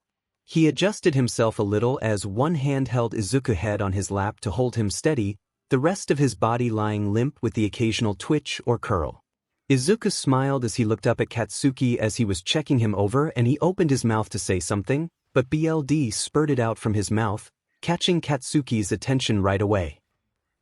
Katsuki cursed, his voice scratchy as it burned even more than before, keeping it tight. He pulled on 𝗧𝗂𝐬𝐫's hand and lifted him in the slightest, their faces closer. "'Tis okay, Keiken," 𝗧𝗂𝐬𝐫 rasped out, his teeth stained red, face full of dirt and scratches with the exception of the streaks of tears that wiped it clean. 𝗧𝗂𝐬𝐫 held onto Katsuki's hand tighter as he watched Katsuki's eyes starting to water. "How could a blow like that render you weak?" Katsuki shouted at 𝗧𝗂𝐬𝐫's face, the brunette never flinching, and simply smiled before letting out a pained laugh, resisting a wince from the burn on his side. "I'm sorry, Kaken. I'll do better next time." 𝗧𝗂𝐫 spoke and released Katsuki's hand to slowly bring it to Katsuki's face, the latter leaning into it as his hand held 𝗧𝗂𝐬𝐫's in place on his cheek. 𝗧𝗂𝐬𝐫 gave a weak cough, holding it in for most of it before widening his eyes abruptly and sitting up and starting to cough vigorously as he spat out the BLD onto the concrete flooring. Katsuki immediately went to pat his back before snickering. "Jesus, Deku. Get a hold of yourself," Katsuki commented, and 𝗧𝗂𝐬𝐫 shot him a glare as he spit out the last bit of BLD before they heard a faint sigh. "Cut." 𝗧𝗂𝐬𝐫 whined as he spit the last bit of BLD off the floor and looked to the side where the director stood along with a few of the camera crew. 13, you've choked at least 3 times, Midoriya. We could have just let it be, but not this one. Are you alright?" He questioned, and 𝗧𝗂𝐬𝐫 gave him a thumbs up as he coughed slowly. "I think I swallowed the 𝐵BLD capsule right as I bit on it," 𝗧𝗂𝐫𝐫 said with coughs on each one before he breathed in one large breath and smiled, a few of the people chuckling from his red-stained teeth. The director sighed as he went towards the cameraman and asked a few questions. "All right, we can take a break for now. We'll start at 5" he shouted, and 𝗧𝗂𝐫𝐫 gave a sigh of relief before looking towards Katsuki, seeing his features still a little bright from the choking incident.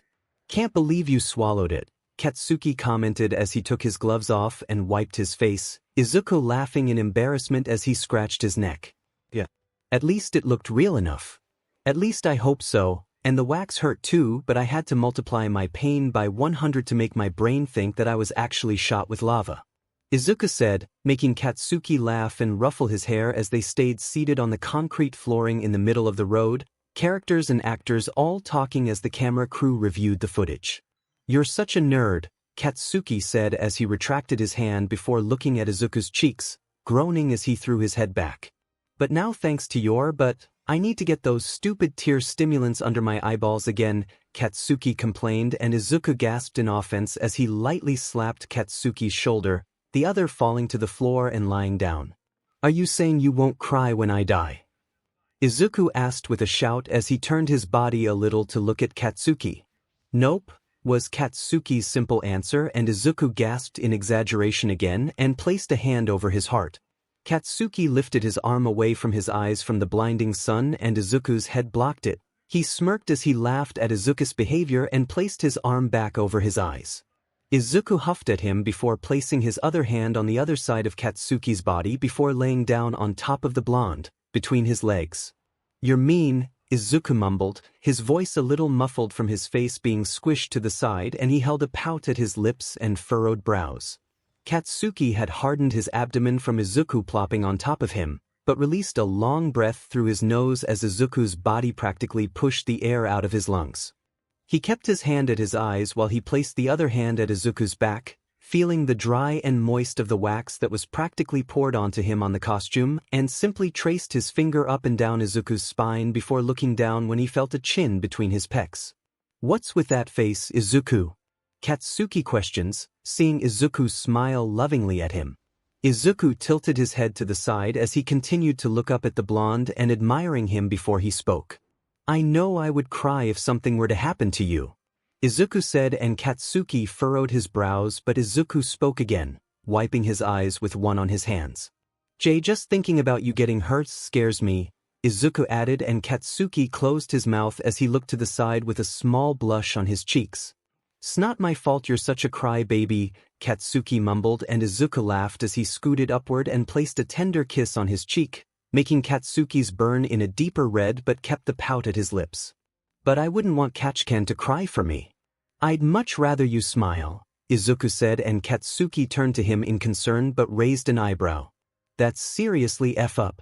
I'm pretty sure I'd get kicked out of the funeral if I was smiling at your stupid grave," 𝗧𝗵𝗃 commented, and 𝗧𝗂 laughed as he looked to the side.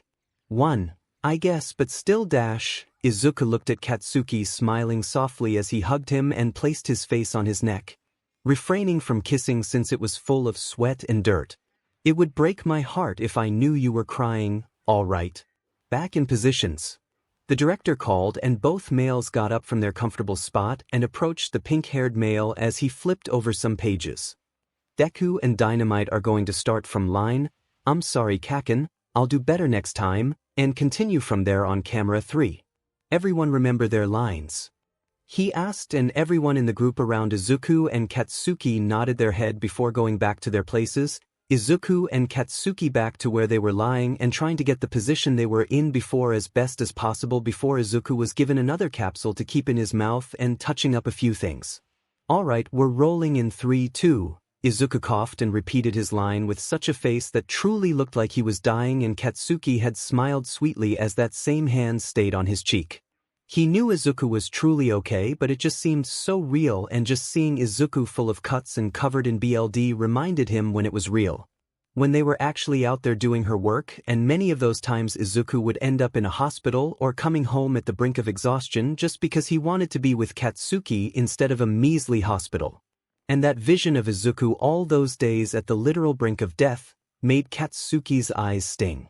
The real sting, and his vision becoming blurry as he looked down at 𝗧𝗂's face, seeing life behind those lidded eyes instead of what he was supposed to see. 𝗧𝗂 huffed as his fingers on 𝗧𝗵𝗃's face twitched a little before continuing, "Promise me to never forget about me, even after everything?" 𝗧𝗂 asked, and 𝗧𝗵𝗃 allowed a small teary chuckle fall out through his lips and nodded his head.